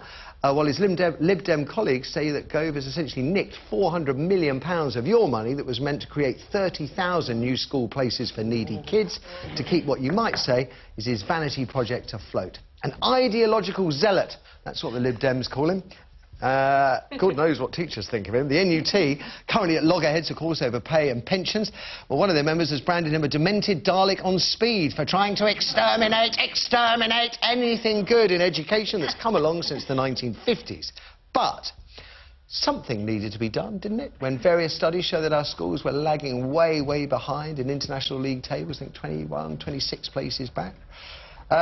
So, Amanda, what would you give Michael Gove on his report? I thought the demented Dalek on yes. speed. Well, I don't know, because I don't understand the system anymore. Is it what don't ask me, I don't know. The one thing, I think his desire to sort of crack down on spelling and grammar is a very good thing, and I think that we have become far too lenient on that. He wants to turn the clock back to the kind of schooling, I imagine, Michael Gove himself had, learning by rote. But I think that facts, you know, sort of the historical facts and spelling and grammar, very much so. Scrapping coursework? Totally anti that. I think coursework... Even though everybody's parents do it? Awful. I think, well... Is it? I think it's very wrong to put that amount of pressure on a child to fail or pass in a 2-hour exam, and I think that I was one of the first ones to do GCSEs, and the majority of that was coursework. And why should you be judged on, like I say, a 2-hour exam when you've had sort of a 2 or 3 years worth of coursework? But why should you be judged on coursework that you may not even have done? Yeah, because an exam sort of forces you to have the knowledge in your head to be able to put it on there, whereas coursework, you can grab it from it, and especially now with the computers around, you can just get someone else to write it for you, or read someone else's coursework. But it still shows if you cram, you can also forget, can't you? Yeah. Speedy in, speedy out. And some people don't do well in exams. Well, actually, that's exactly what I did. I didn't know anything. I didn't work at all, and I crammed for about 2 months and ended up with loads of A's and stuff, so it was amazing. His undoing is the free schools thing. I think that's one of the reading what you were just saying about, you know, they're taking the basic need allocation by 400 million, and that could give us 30,000 new school places. That's what we need in this country. Yeah, but if there are 30,000 places in bog standard comprehensives, as the old Labour government used to refer to them, then why not try a different approach with free schools? I mean, one of the arguments that they're not full could be that people are still worried about them, anxious about them. They receive lots of negative headlines. I think, personally, the jury's still out on free schools. Jury's out on them. Ben, I mean, what grade would you give him? Actually, Amanda, what grade would you give him? On the traditional old school, A meaning good, and F or U meaning bad. I'd probably give him a D. D. OK, that's quite harsh. I am Ben? harsh. Well, you know, I mean, I don't agree with everything that he's doing, obviously, but, you know, there are things like the sort of reading and writing and you know... You like the return to the 3 Rs? Yeah, absolutely. I mean, I can't count the amount of emails I've had from people I'm supposed to be doing business with that can't spell or they get all their grammar wrong and all this kind of stuff. So, you know, I think it is important, and especially when you're looking on an international scale. If you look at, you know, if we're falling behind and, you know, I mean, everyone wants to sort of do well for the kids and stuff like that, but in later life, they're going to be, you know, working alongside people that are far more educated than them. You sounded like you are... I don't know if fan is the right word. Exams, you approve of exams. Yeah, absolutely. But just exams. The reason they changed from O-level to GCSE was all the experts, and it was a Tory government that brought the changes in, Thatcher. All the research suggested that exams only suited people who were good at exams, and that system of grading people basically failed too many other people who had stuff to offer. Yeah. Well, I think in Japan it's interesting because they do have coursework and holiday work and stuff like that, but then I think they ask the pupils to come in during the holidays to show them what they've done and make sure that they're understanding what they're doing. So, you know, perhaps coursework is not a bad thing, that but might maybe tap into scrapping the long summer holiday. We just run school all year. Wouldn't that be fun with kids? But actually, I always used to get a bit bored with long... Yeah? You know, really? I used to love sort of four weeks, maybe 5, and then the last week I was itching to get back to school and see my friends. What grade would you give him? Probably C minus. C minus. Yeah. That's very old school. Lorraine, what about you? He wants to go back to the kind of schooling you had, you see. In essence. I'm not sure how to take that. So it was the same kind of schooling I had. All of us who went to school pre-1986. No, I agree with you. I think the 3 Rs is good. I think I remember when it came to learning French, and unfortunately they wouldn't learn teachers French how to speak. We had to do all the grammar and everything, and I never knew the grammar in English. No. So when they said verb, adjective, pronoun, thingy, whatever, I couldn't do French because I couldn't do English. And actually, it stops you enjoying an awful lot of things. It stops you enjoying poetry because you don't read it properly, because you don't know what all the little dot over the comma all tells you where to go. So I think it's very important that you have a knowledge of spelling and grammar. Okay, what about getting rid of coursework from GCSEs? I don't understand coursework. I don't know what that is, but you said you crammed for your exams. But that wasn't a bad thing, because that showed you could do that. But what if you couldn't? Do you know what I think is the most important thing? Is that in school they teach you how to learn. Not cram you. They teach you things, of course, but the most important thing is to teach you how to learn. At the end of the day, people have to be assessed in order for people, employers, universities to make judgments about the qualities of that individual. Can I just explain what I mean about teach you to learn? I had a very nice friend, Gilly Chumley, and she had a fabulous school and I had a crap one. And what I noticed about her, she decided one day she would cycle the length of the Yangtze River to save money for the elephants. She knew how to go about it. She went and learnt Mandarin, she went and studied this, she knew where to look it up, she knew how to do it, she knew where to go. And if you are taught an intelligence and a way to learn, then whatever they do... Still doesn't answer the question, Lorraine, which is how do employers and universities make judgments about people? You have to grade or mark them. It certainly doesn't. You've had your go, because I want to... No, because you've had your chance. Because I need to introduce education consultant Mark Grist, who's with us this morning. You may recognise him from Channel 4's Mr Drew's School for Boys. D. D for Gove. Right, good, I almost forgot. Well, let's start with you then. I mean, what grade would you give Michael Gove thus far? He's still got a year to go, just under. I think I try and look for the positive whenever I work with anyone, but I have to say it would either be a D or an E, even, to be honest. I think if I was giving him a report, I think it's interesting. When we were at school, I think most of us were told that we talk too much or we chatted too much in class. And I think actually it's the opposite with Michael Gove. I think what he's done is he's got some interesting ideas. One or two of the ideas I think are good ideas. Go on. But he doesn't communicate effectively with anyone or listen to anyone. And because he's not talking enough with other people, I think these ideas, even when they're a good idea, they're really badly displayed to other people, like the grading system. Partly, do you think that, I mean, they do come thick and fast. I mean, he is easily our most prolific government minister. I mean, I can't keep up. Well, he's on the rise. I think he's going for the #1 spot. And do you think that part of his flaw is too much too quickly?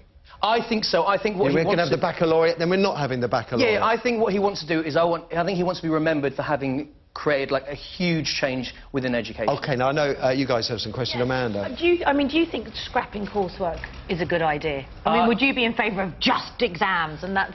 When I was back at school, I really enjoyed exams, actually. I thought they were what I enjoyed. You're one of those. I couldn't stand coursework. Like, I didn't... Oh, see, I was the opposite. But the thing is, honestly, I think scrapping a coursework is a catastrophic error. I think it's a terrible idea, for a number of reasons. I think... although you know that coursework favours girls more than boys, don't you? So there's a battle of the sexes. The thing is, exams favour those young people who have that level of stability in their lives and that level of push back at home as well to take them towards an exam after 2 years. It's very difficult for teachers in the job to keep the pressure on young people without regular deadlines. Also, there's a benefit to having coursework deadlines because you actually get used to managing your own time and how to complete a task in your own sense. I don't think a teacher would ever, like realistically, would be able to be hoodwinked by work that was completed by a parent. I know my students. I mean it. Like, I know my students' writing, and a teacher knows when a student has done something that's completely out of their own style. Ben, what about something for you?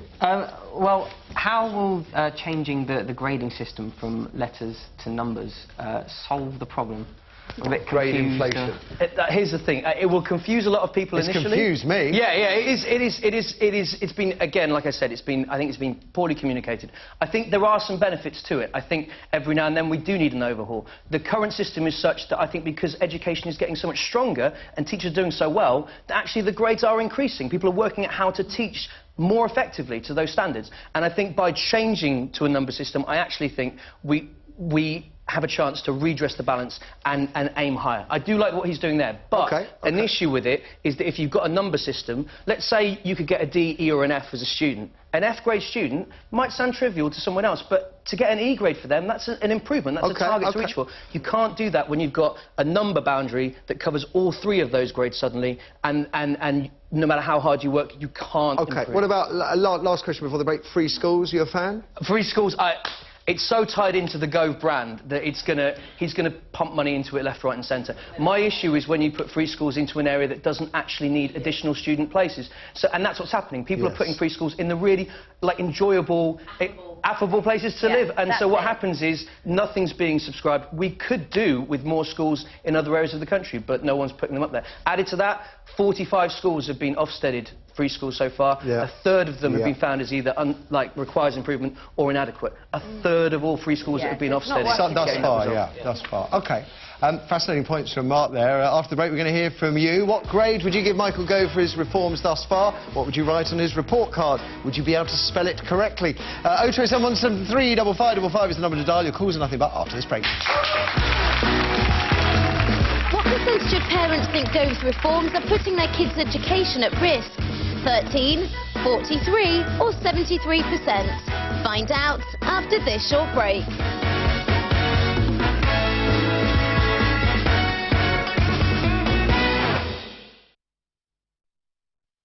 I am a wedding florist. I am a bit of a perfectionist. Everything that I've had from Vistaprint I have always been delighted with. I need to look at something and think that it looks beautiful. They're incredibly good value for money. Look your best with 100 business cards for £4.99. Plus, get a card holder free at vistaprint.co.uk/TV. I thought that actually looks really smart and it looks proper.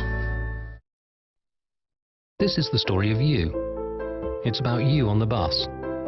It's about you, the face in the crowd. Because if you've been hurt and it's not your fault... Injury lawyers for you are the people you should call.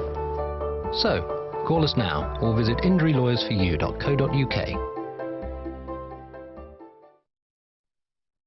This week in New Magazine, you get... Jordan. Cheating. Michelle Heaton. Kim Marsh. Mark Wright.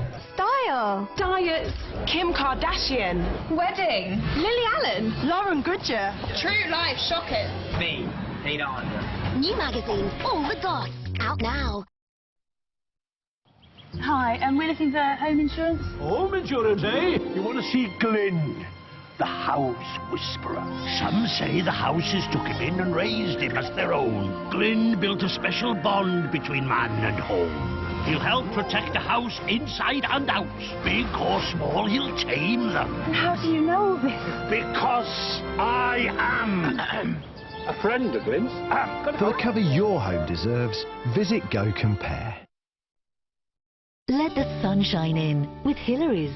In our mid-season sale, you can brighten up your windows with massive savings of up to 50% off selected made-to-measure blinds, curtains and shutters. All measured, made and fitted just for you. Our beautiful choice of fabrics and designs will bring your rooms to life by making the most of natural light in your home. For your free home appointment, call 0800 916 1000 or visit hillarys.co.uk. Hillary's. Make a window, make a room.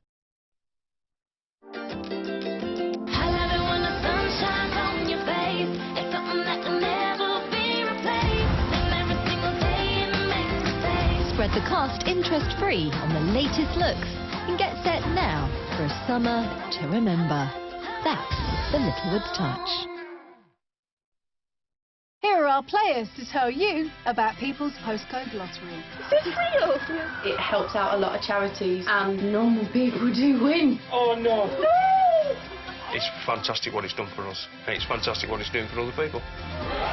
25% goes to charity, and plus you get to win as well. Get your ticket before midnight on the 21st of May. And it's so easy. All it is your postal code. They've got their tickets. Have you got yours? Better beware of skin irritation.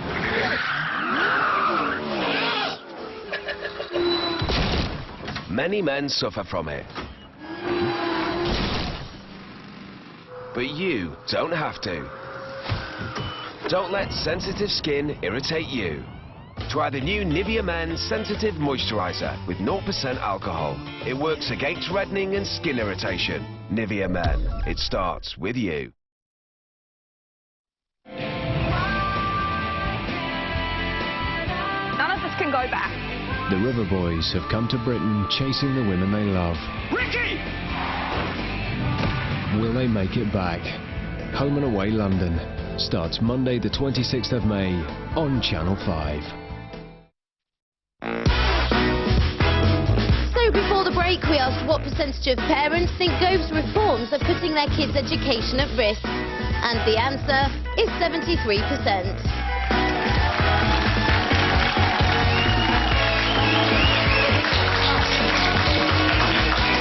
So not a lot of happy bunnies out there. Welcome back. You're watching Wednesday's Right Stuff with Amanda Lamb, Ben Adams and animal lover Lorraine Chase. Coming up next, we're going to hear a bit more about Mark, who's had over 4 million hits online.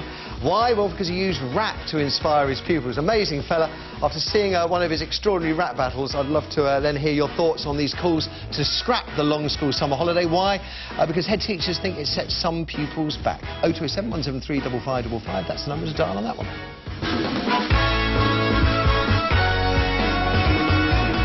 Right now, same number. We're going to hear what you will be writing on Michael Gove's report card. As you've heard, the education reformer has brought in free schools, scrapped GCSE coursework, placed a renewed emphasis on the 3 Rs, and swapped A to U grades from 9 to 1. He's also upset teachers, been branded a Dalek and an ideological zealot, and stands accused of turning the clock back, not to the good old days of education, but to the bad ones, when kids who struggle with exams or had mild learning difficulties were abandoned and left literally to bang nails into bits of wood. Kirsty, what are people saying? We have Lewis on line 1. Morning, Lewis. Good morning. Well, let's start with a grading first of all. What would you give Michael Gove thus far? I'd probably give him an F for a fail. OK, and why is that, sir?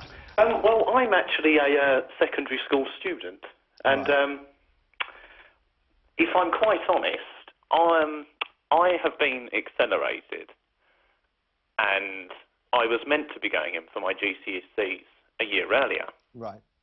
But what actually happened was he completely stopped it all, and we was almost rushed around for the first year of Year 9 to complete all this different work to then be doing our GCSEs in, I think it was Year 10, and now all of a sudden he's stopped all of that, and we've learned all this content really quickly, and it might not, like, we've almost rushed it when we didn't have to. OK, now, my heart goes out to you because you are in that unfortunate year group that's having to soak up the change. But if you can take just one step back from your personal situation and look ahead at the children and the pupils that are going to follow you, do you think that the reforms, specifically, let's go with coursework, getting rid of coursework, will serve students better in the long run? Personally, Yeah. I think how the system was, as you could take it, so you could almost take your GCSEs once, and then if you wanted to, you could take them again. Yeah, that's right, because he's abolished endless retakes. I forgot about that one. Thank you, Lewis. I thought that was almost the way to go, because sometimes you might have had a wrong, like, almost issue. Yeah. Like, you'd have made the wrong choice on the first go, so you get a second go, and then you take the best grade. I thought that was the right thing. I just don't think. OK, OK. And getting rid of coursework, is that something you're in favour of or not so keen on? I thought coursework, personally, was quite... I thought you had a lot of work up to that. I thought it was quite a good thing. OK. Great thoughts, Lewis. Thanks very much. And as I said, I do feel for you, and I think we all feel for the generation, that narrow age band that does get caught in this transition. I was the last year of O-levels, so actually it's the year below me that had to deal with the GCSEs, but as they were so much easier, it didn't bother them. Let's have another one. Thanks, We have Ian on line 2. Morning, Ian. Good morning, Matthew. What do you think of Mr Gove's reforms thus far? I have to give it an F, I'm afraid. My daughter's just started her GCSEs on Monday, and she has a ridiculous amount of 28 exams in 3.5 weeks. Also, leading up to this, she had 6 hours a day studying over the holidays to prepare for this, and she's also caught in the part where she's done half of through her years, she's done half coursework, and now she's sort of thrust upon her to do the exams. Now, she loves learning, but she's had to drop subjects because there's so much pressure. I mean, the comments of the previous caller, they're... Go on, I was just going to say, does she like exams? Is she good at exams? She's very stressed out. I mean, she came out home Monday and she had a headache and she's worrying about it. She's been worrying about it for weeks leading up to this. But it's taken the fun out of it. I mean, the fun of learning. OK, now, let's hold that thought, Ian. Mark, before we came on air, we were talking about just this, weren't we? About how you get children to learn and what actually the purpose of schooling and education is. Yeah, I worry a huge amount, you know, about Gove's focus on regurgitating facts and information by rote. I think this, we're not trying to generate a whole new generation of quiz machine enthusiasts. We're trying to get young people who are exciting and vibrant and creative. But you see, as someone who came through the learning by rote, and I didn't particularly enjoy exams. I mean, I don't think any pupil enjoys exams. It would be a very weird kipfish if you did. But they did ultimately serve me well. And I came through in the last year of grammar with 11+. And I'm just wondering, maybe we need to look at splitting state education, restoring perhaps the grammar school and a new version of the secondary modern, which instead of a dumping ground for people to do woodwork and metalwork,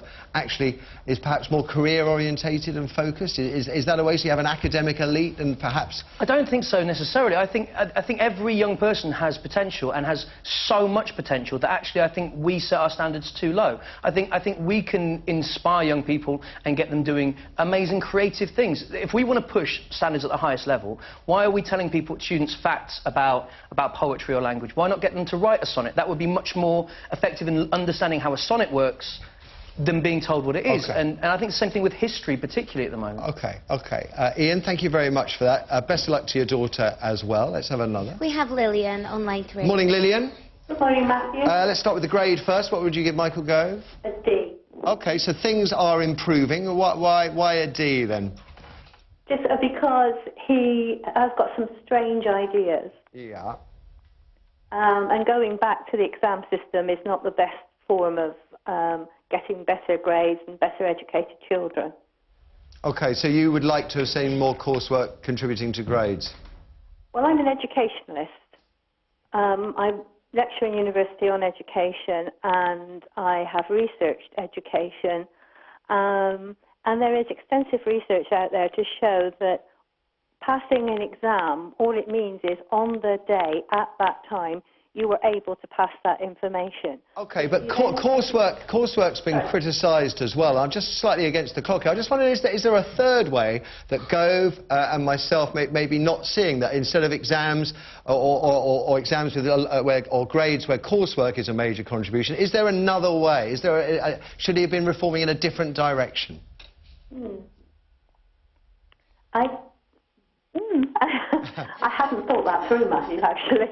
I was just concerned. I think you can do coursework in the classroom. Let's put it that way. Most coursework is assumed to be done at home.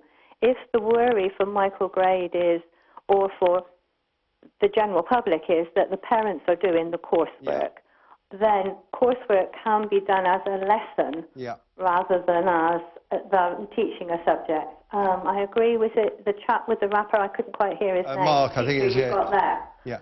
So there are many ways to teach. Teaching should be multi-sensory. Well, I tell you what, Lily, we're going to have a longer chat with Mark after the break, but we've got to draw a line under this one for now. Plenty more education themes to come along, though, so stay with us. But we have to say goodbye to you, Lorraine. That's right, my love. Absolute pleasure having you here, as per usual. Thank you very much. Thank you.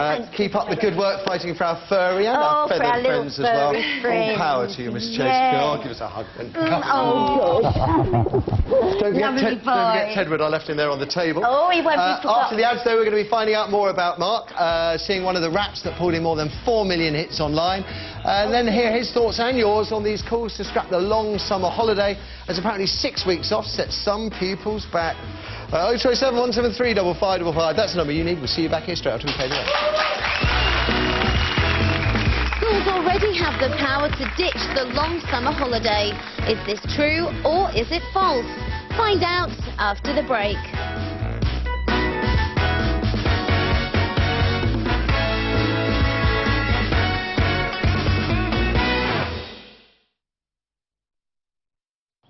Hi, we're looking for home insurance. Home insurance, eh? You want to see Glyn, the house whisperer. Some say the houses took him in and raised him as their own. Glyn built a special bond between man and home. He'll help protect the house inside and out. Big or small, he'll tame them. And how do you know all this? Because I am a friend of Glyn's. For the cover your home deserves, visit Go Compare. I like this cheese. I like that cheese. Oh, with a cracker. My mistake. Last week's sausage roll.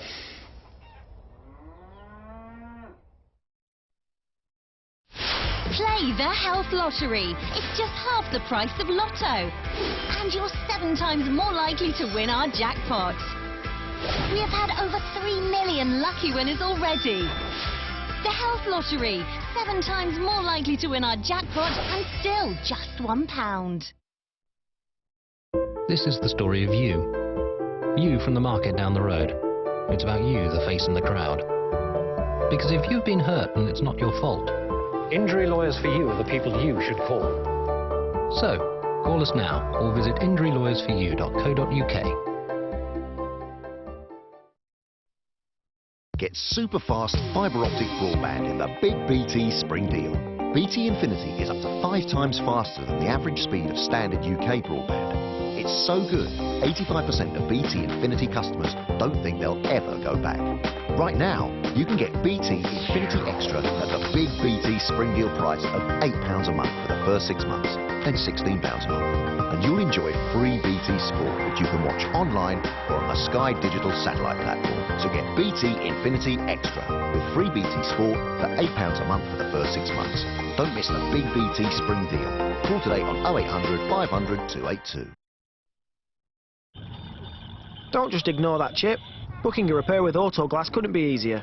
There's no need to speak to your insurer first. Most recommend Autoglass. So call us direct, and while we carry out the work, you carry on with your day. Plus usually repairs are free for you. Call 0800 222 333. Autoglass repair, Autoglass replace.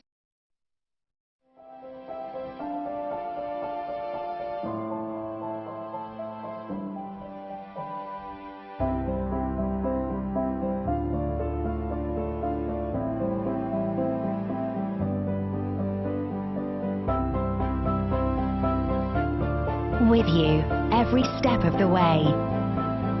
Pregnicare, the most trusted pregnancy supplement. From Vitabiotics, the UK's #1 vitamin company.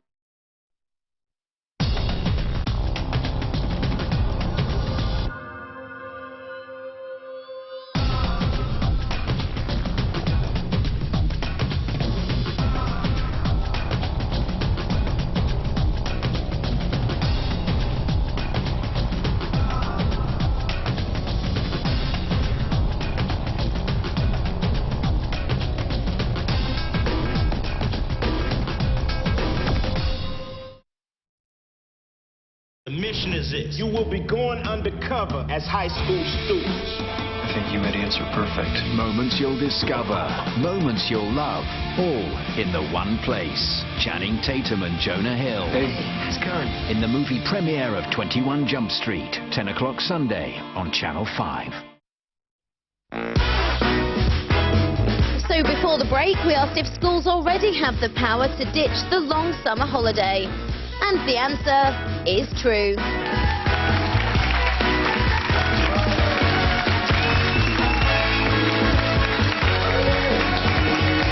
Yeah, welcome back one and all. Ben Adams and Amanda Lamb are still with me, and joining us now is a rapping teacher. I think Eminem meets Mr. Chips. Mark Chris! Welcome back. That Screech's line, not mine, just so you know. Now, Mark made the frankly unlikely transition from secondary school English teacher to rap battle superstar 3 years ago when his rap challenge against a 17-year-old student went viral online, putting in more than 4 million hits. And it's a battle that has literally changed his life. He gave up teaching at his Peterborough school. He's currently touring the country with a spoken word show called Rogue Teacher. Yeah. I bet Michael Gove loves that.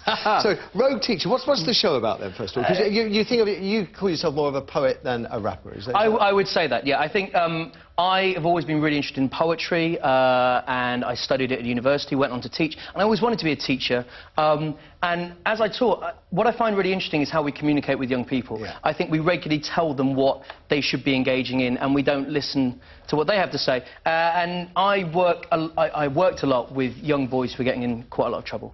And a lot of them were really, they were like, we don't want to do any of your boring poetry, sir, but we really like raps and lyrics. So they taught me about it, and I said, oh, come on, show me what They taught you? They taught me. We used to have like kind of like freestyle ciphers and like things like that. And we would, so this idea of like people give you words and you rhyme off them, I'm terrible, but they were brilliant. Right. And they also, like, if we were doing Of Mice and Men at the end of the novel, I would go, okay, who's to blame for the events of this story? Let's have George versus Curly, like, arguing the case, but using rhyme, using structure, using all those components. So we would play about with that stuff, and it was really, really, like, if nothing else, it was really good fun. And it was really interesting to see how they... Which is what one of our callers was saying earlier, is putting the fun into I think your job as a teacher is to try and have an environment where no one knows what's going to happen when they walk into the room. Like, they don't know what's going to happen today, and you've got a sense of mystery and a sense of intrigue, and you try and come up with unusual ideas that will kind of get young people's minds switched on. I know Ben's dying to get in here, but I just...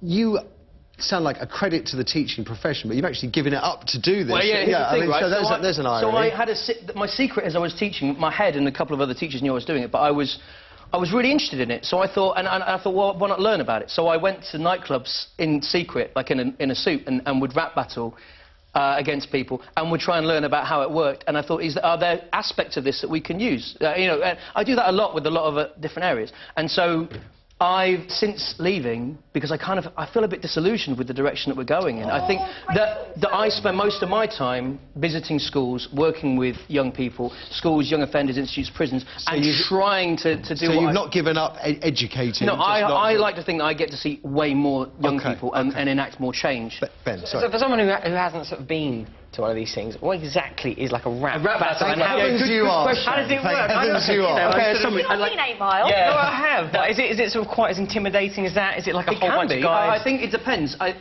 We've got a really vibrant scene in the UK. Don't Flop are our largest league, and I go to a lot of Don't Flop events. Mostly, it's 2 guys facing each other in a room surrounded. Guys, always guys. There are DK's a fantastic female MC. Sigourney Fizzle's a really good MC. She doesn't battle anymore, but there are some female MCs who are really strong.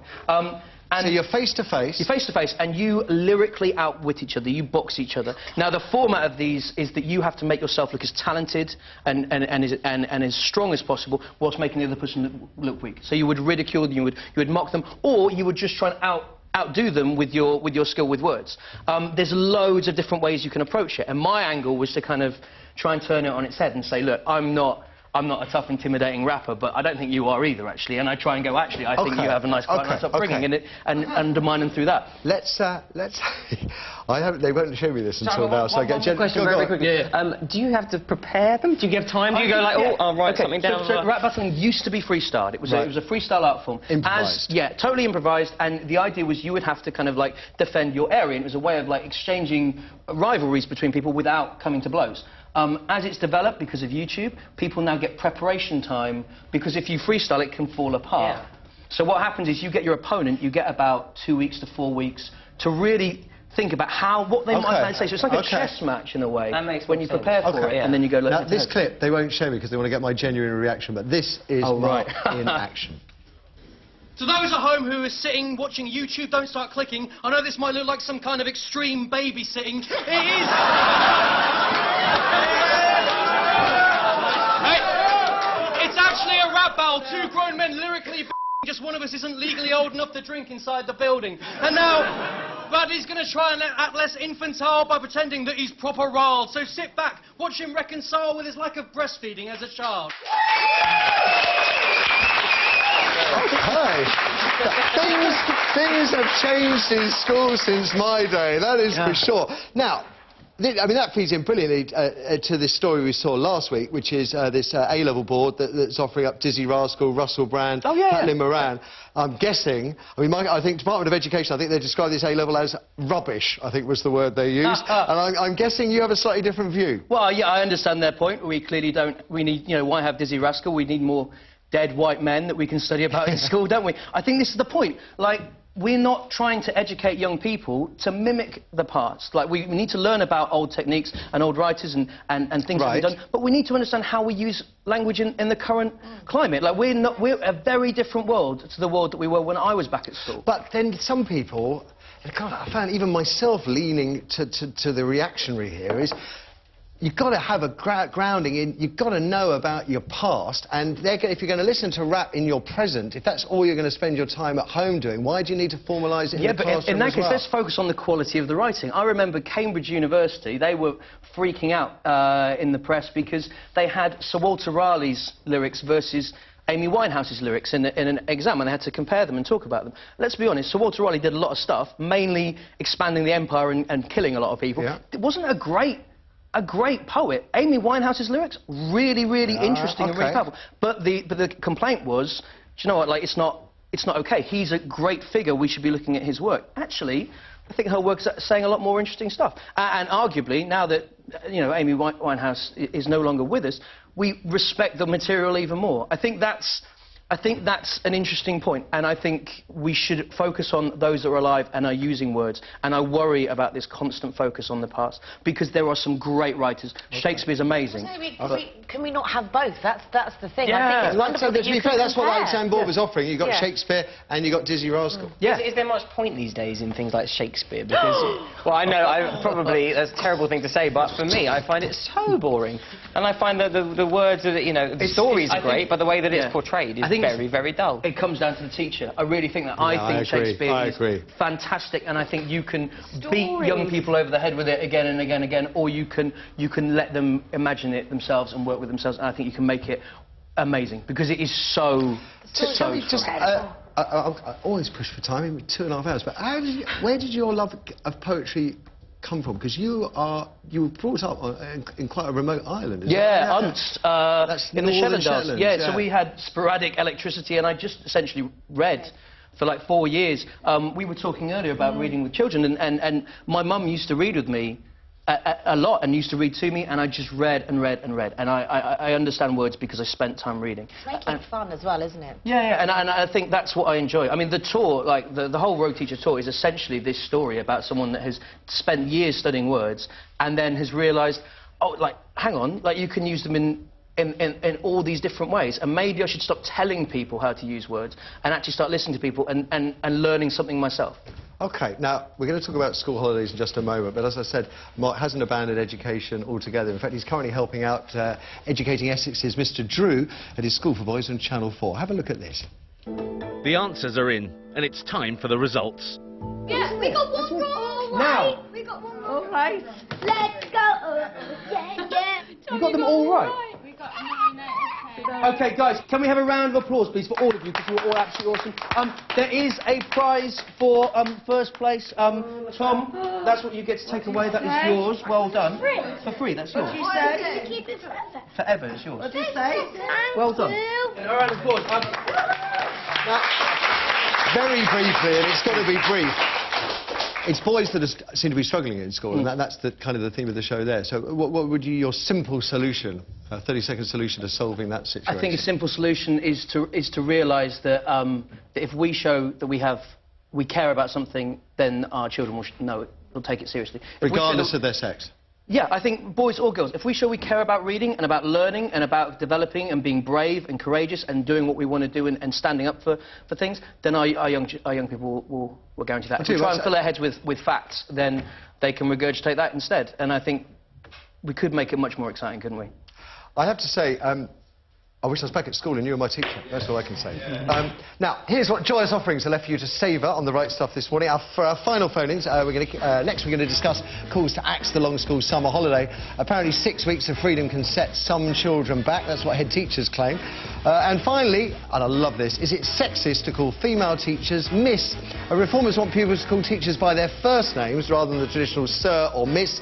Why? Well, because Sir sounds ever so grand, while Miss makes women teachers sound less important. Here's Miss Kirsty once again with all the numbers. I'm not going to do the whole Sir thing again. The number to call is 0207 173 5555. Calls will set you back a maximum of 10 pence a minute. And remember, that's based on a BT landline call, so mobile phone charges and other networks may vary. You can email us wrightstuff@channel5.com, and if you'd like to send us a text, the number is 86611. Text costs 25 pence plus your standard network charge. Not all messages will make it on screen, and always remember to put TWS before you comment. And don't forget, if you are on Twitter, we always welcome you tweets at 5Wrightstuff. OK, just before your thoughts on these calls to scrap the long summer holiday, Mistress Kirsty, some of your emails. Yeah, I like the mistress one. OK, so wrong to white pass from Google. Sorry? Nothing. Oh, I'm gonna. No, come on. Oh, I didn't record this. Can't rewind it. So D says, I have a friend who got into a desperate financial situation just after having a child and having to go back to work. She also suffered from postnatal depression. She committed a crime out of desperation, which was fraud, in order to relieve some of the intense pressure she was under. It was stupid, and she was dealt with through the law. A suspended sentence was given. But 6 years later, the story about this incident still remains online. She has since transformed her life, but it continues to hamper her progress. Surely she has served her time, and people should have a chance to move on. A lot of emails like that one. We have a tweet from Barry who says, blocking access to our collective knowledge is a violation of our human rights. The internet will innovate. Thanks for the push. Yeah, but then if that collective knowledge turns out nothing more than abusive lies, why should people have to live with that? Stuart says, I worked for a famous high IQ organisation and ran a national... I wonder which one. I'm pleased I pronounced that right. And ran a national competition in a daily newspaper with the final held in a hotel in London. A disgruntled entrant who did not win posted unsavoury comments about me on a personal and professional level online, and for years I couldn't take it down despite it all being lies.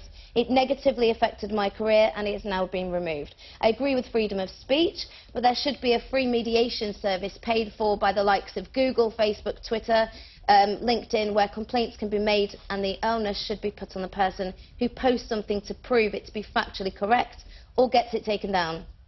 Simple, and it makes those earning a fortune out of the internet take some responsibility. It's not really fair on Google, because they're not actually publishing the lies that he complains about. They are simply the vehicle that directs people to the place that publishes the lies. Moving on to Michael Gove's report card. Oh, yes. Annette says, Michael Gove should be given time to mend our broken education system. He is not content with simple legislative reform, but has the courage to wage a cultural war against the disastrous progressive orthodoxy foisted on our schools in the 60s, resulting in failing education standards and discipline. Whoa, it was massively reformed in the mid-80s by the Tories, to be fair. Kelly emailed, my son is dyslexic and scrapping coursework will be awful for him. He simply cannot do exams. He panics and can't absorb information that way.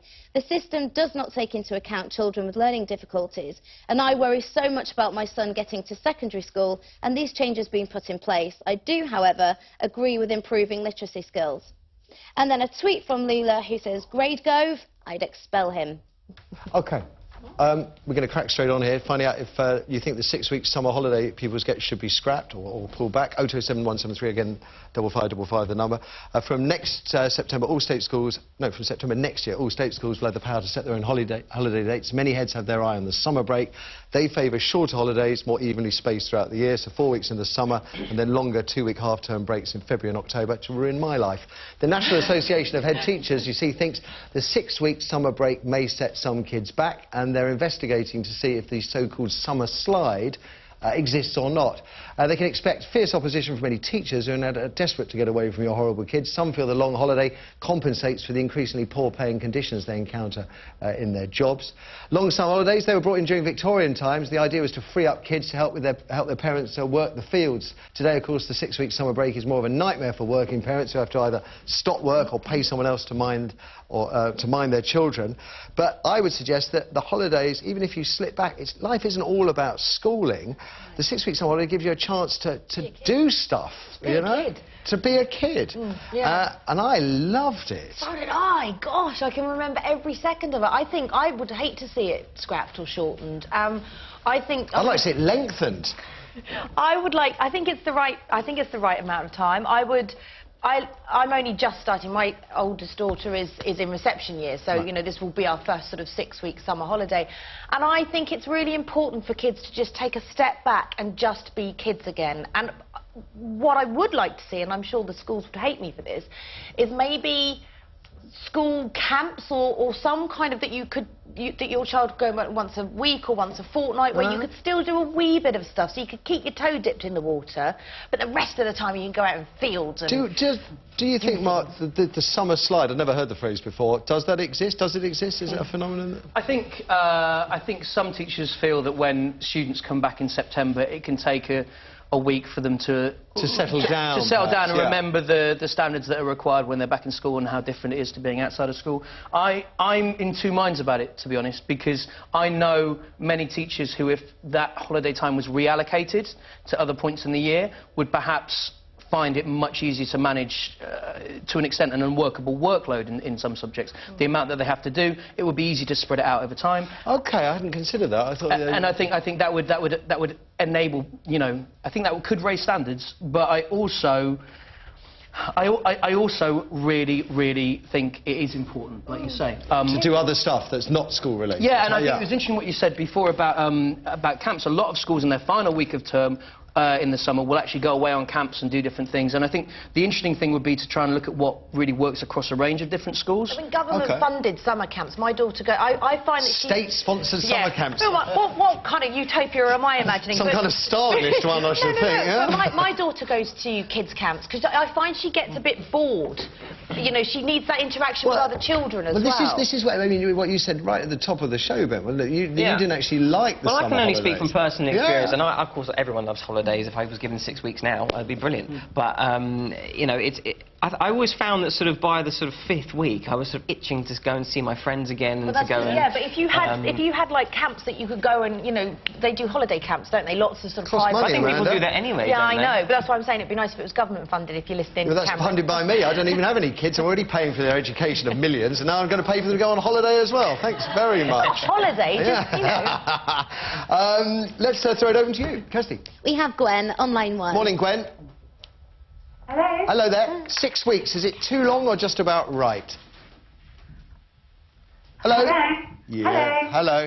No, the summer holidays are not too long. They are just about right. All animals, including humans, dogs, horses, undergoing a period of intense training, which schooling is, very intense, need a period to be able to chill, look at what they've done, have time to be themselves as a human being or a horse or a dog, and then prepare themselves for the new lot of training that they've got upcoming. Everybody needs that time. We need preparation time. Gwen, thank you for that. I want to go because we've got some students in the audience, and one of the things I found about school holidays is they're a great preparation for university holidays. I had 21, 22 weeks off a year at university. What? Yeah, 20 to 30 weeks, 3 10-week terms. So, would you miss, if you were back at school, would you miss the 6-week holiday if it was chopped? I found personally that 6 weeks just a bit too long. I found that being away from the school environment... You're going to love work. You are. The lady on the other side?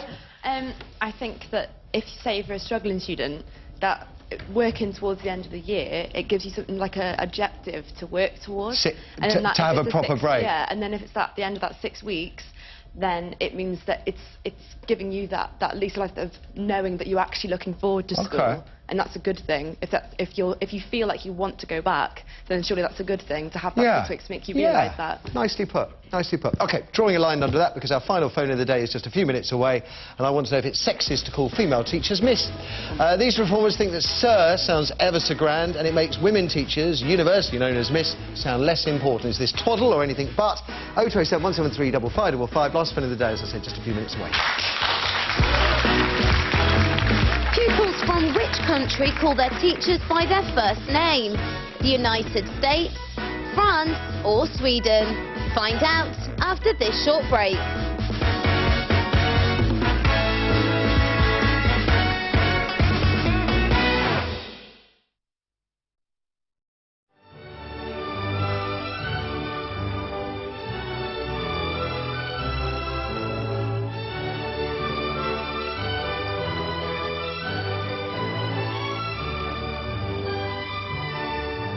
Great Taste of America is back at McDonald's. 5 weeks, 5 burgers, 5 tastes.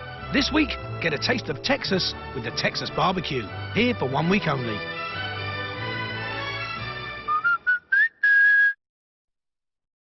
Saturday, Wolves Sausage Day. And this clobber means you don't have to get dressed to go buy them. Introducing the Woolsey. Onesies you can wear down the shopsies. There's one for the poshos and the goths. Cheer up, mate. One for the golfers. Lock up your footballers. It's the Wag Woolsey. Oi, oi. The Builder Woolsey. Bonjour. Don't get dressed all weekend. Get on our Facebook to win a Woolsey. Wolves Ultimate Breakfast Sausage. Are you disappointed with spots, streaks and greasy residues? Try new Supercharged Booster from Finish with the power to supercharge your detergent. It makes spots and streaks disappear. And these greasy residues dissolve away, leaving pans like new. Plasticware? A nightmare! Not with Supercharged Booster. It fights stubborn grease and water droplets, so everything comes out sparkling. First time. New Supercharged Booster from Finish. Here's one way to brighten up your day. £50,000. Oh, wow. You just made my day. £100,000! Oh, no! Just won £100,000 and a brand new BMW. I just don't believe it. 25,000. Just on a whim, I thought, well, I'll have a go. And by God, it was well worth it. Get your ticket before midnight on the 21st of May. Can I start spending it now? It could be your postcode next, so make sure you've got your ticket. Look red hot in the new Carissa summer collection, with thousands of styles for every shape. Whether you want to get beach beautiful, see the sights in style, or shine at those big summer events. All with 20% off your first order, plus free standard delivery. For more figure-flattering looks, call 0800 333 444 for the catalogue or visit carissa.co.uk. It's important to be passing across quality, isn't it? If I'm handing across a scrap of paper, they're going to get a scrappy service, aren't they? It's important that that business card is saying what you wanted to say. And I know I can trust Vistaprint to produce for me exactly what I'm asking them to. Pass across quality with 100 business cards for £4.99. Plus get a cardholder free at vistaprint.co.uk/TV. It's basic branding, isn't it? It's basic marketing. You're putting your mark out there. So people see that and they think it's yes driving school, it's going to be good standard. Hi, we're looking for home insurance. Home insurance, eh? You want to see Glyn, the house whisperer. Some say the houses took him in and raised him as their own. Glyn built a special bond between man and home. He'll help protect the house inside and out. Big or small, he'll tame them. And how do you know this? Because I am a friend of Glyn's. For the cover your home deserves, visit Go Compare. It's important we get all the facts. There are no secrets. Watch out for the bad guys. Pictures tell 1,000 words. Drama that follows the letter of the law. A brand new episode of NCIS, 9 o'clock tonight, on Channel 5. So pupils from which country call their teachers by their first name? The answer is Sweden.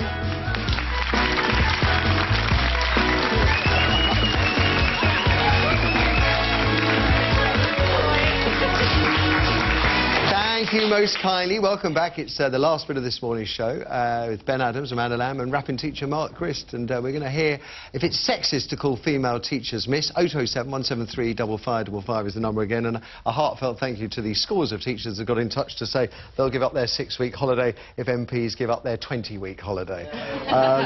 Fair play to you. Now, education experts, they reckon that calling female teachers miss is sexist when we call male teachers sir. English language professor Jennifer Coates, who's an expert in sexist language, apparently says sir derives from how we used to address knights of the realm, whereas the word miss is nothing more than the personal title for an unmarried woman.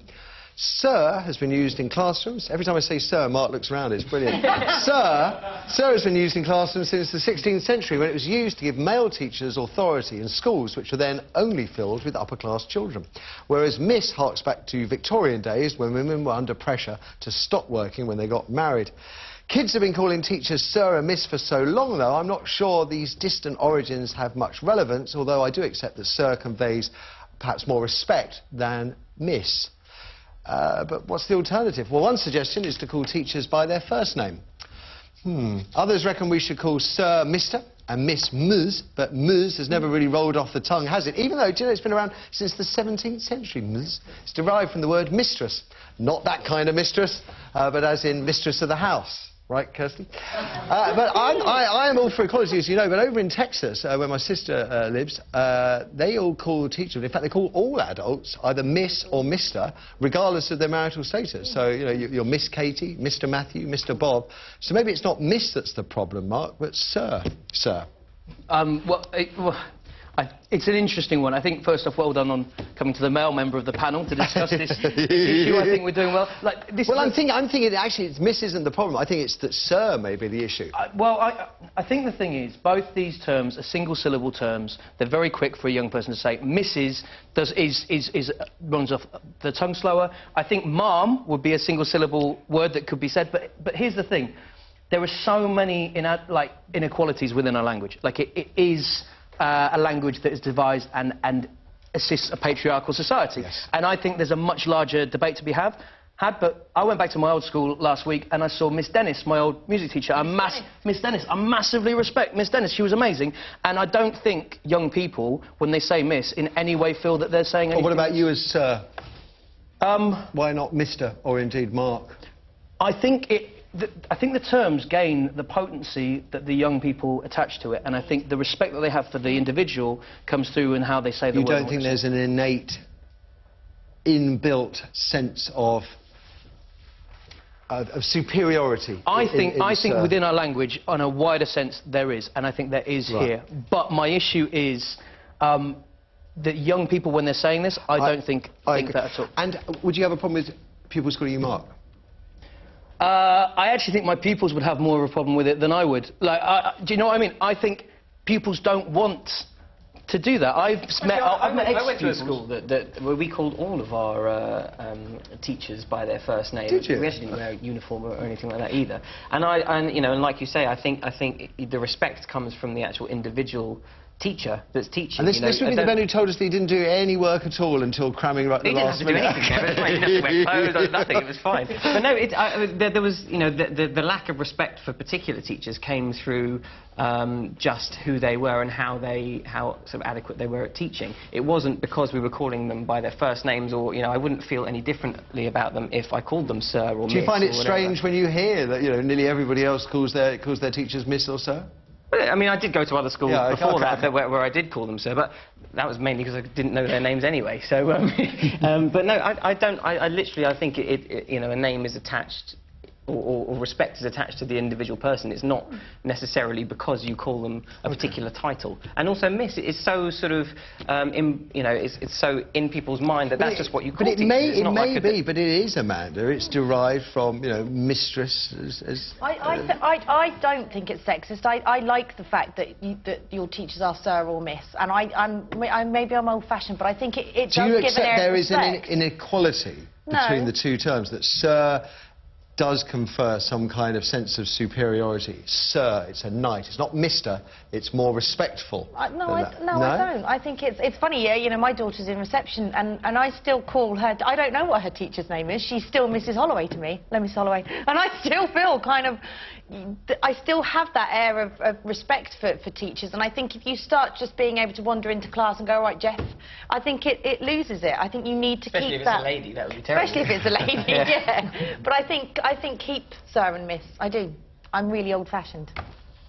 I'm actually quite surprised. Why, that's why you had me on this show. I think, yeah, well, absolutely, because I thought you might go Miss and Mr. Because Mr. is much closer to be on parity with Miss. But if you say sort of, oi, Mister, you know what I mean, on the street, that's kind of rude, isn't it? And the thing is, you can't tell young people how to address. No. Clearly, they're going to have their own terms, aren't they? If you say Mister, I was going to say, everybody has a nickname. And what do you know? Do you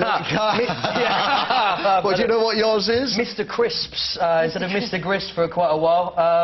I think so. Gristy. Gristy, Gristo. But if you're going to do Mr. and Mrs., then it's Mr. Wright and Mrs. Lamb. Or McGuinness, as I am. But, you know, I think if you're going to do that, it should be the full thing. So it would be Mrs.? Mrs. Yeah, Mrs. The thing is, Mr. You're Mr. whether you're married or not. Whereas there's confusion where you go, are you a Because Mrs. it's a patriarchal society. Yeah, and this is a wider issue. Should a woman have to say name her marital status when she's filling in medical records? Is that important? Like, should there even be that distinction? And it's a much wider thing. I feel like doing a phone in on that now. Let's throw it open to you, though. Mrs., Mrs., Mrs., whoever, get in touch. Kirsty, who's on first? We have William on line 1. William, good morning. Hello, Matthew. Hello. I'm really chuffed to get on. Oh, there you go. Good to speak to you. What do you think about Sir and Miss, then? Miss is appropriate. OK. Right. Mr. probably isn't. I was brought up by women all my life, and I really appreciate womankind. And just say, Amanda, thank you for being on the line. That little bloke in the middle, I don't know who he is, but no, I really appreciate women, and I think we should be respectful. We should pay respect to people. But you would accept that when you say sir, that is a term that confers respect. No, it doesn't, no. You don't. You think sir and mister are on a par, they're the same? Right, sir and mister, yeah, whatever, yeah. It's paying respect to your peers. So you think that the whole process of knighting people, where two people do loads of good work for charity, they've always got their one eye, am I going to get knighted? That's just a complete waste of time. Being knighted, being called sir, that doesn't mean anything. That doesn't confer any sense of superiority. No. William, you're completely wrong, but thank you for the call. What about our audience? Oh, he's been so excited as well. Sir? Yeah, well, I'm a university lecturer, so people just call me by my first name. Right. I don't think it infers any kind of lack of respect or anything. It's quite strange we get foreign students, they come over and call me professor, which I find a bit weird, actually. So I'm not a professor. Now, you say... I guess there's the culture of university is fundamentally different from that of school. Yeah, they're older, aren't they? They're more mature. So. Right. So if you go back to school, do you think there is a difference in terms of equality between sir and miss? My wife's a teacher. Right. And I think that you do need that kind of discipline in schools, and there isn't any other option. There is a problem with misogyny in society, which you can't ignore it, but it is... sir, why not Mr. and Miss? Well, why not? In my son's primary school, it's Mr. Right. So there's no sir. When they go to secondary school, it's sir. So, do you approve? Do you know, I don't really mind that much, as long as there's respect. And I think my children have got respect for all their teachers, whether they're male or female, and I think all of their friends have as well. So I don't think it matters that much. And we'll have one last call to see us. Okay, we have Mary on line 2. Morning, Mary. Hi. Hi there. Yeah. I'm very well. Are you a miss, a Mrs. or a ms, Mary? Well, I am a Mrs., but I could be a ms. Yeah. But I think that my children are at school, and I think that Miss, they come home and they say, Miss said, and Sir said. Yeah. Now, I know them by their first names. Yeah. I know them as Mrs. something or Mr. something. But I think it's a sign of respect. Okay. And I grew up knowing my next-door neighbours as Mr. and Mrs. Yeah. I know children today know their next-door neighbours as first names. Okay, well, this is... I'll tell you what, Professor Jennifer Coates, English language professor, what a waste of time. It's the only conclusion we can draw. Listen, that's all we've got time for today, folks. I just want to say a huge thank you to you, Mark. What an inspirational man you are. And best luck with the Rogue Teacher Tour. I think it's tomorrow night at the Horth in Crawley, Sussex, and thence onwards around the country.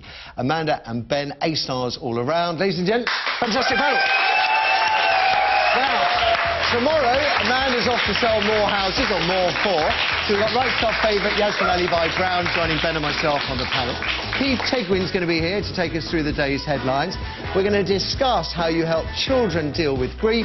And then Gabby Roslin's going to join us for a final phone-in as we find out who'd ditch a new lover if they were allergic to your pet dog. That's all at 9:15 tomorrow. Until then, thank you for all your wonderful calls and most of all your company. Bye for now. Enjoy.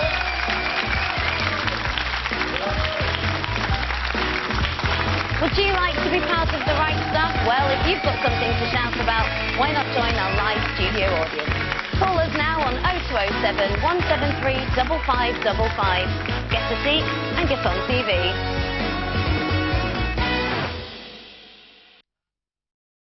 We're the first national broadcaster to go live with an evening news bulletin at 5 p.m. Then at 6:30 we digest it.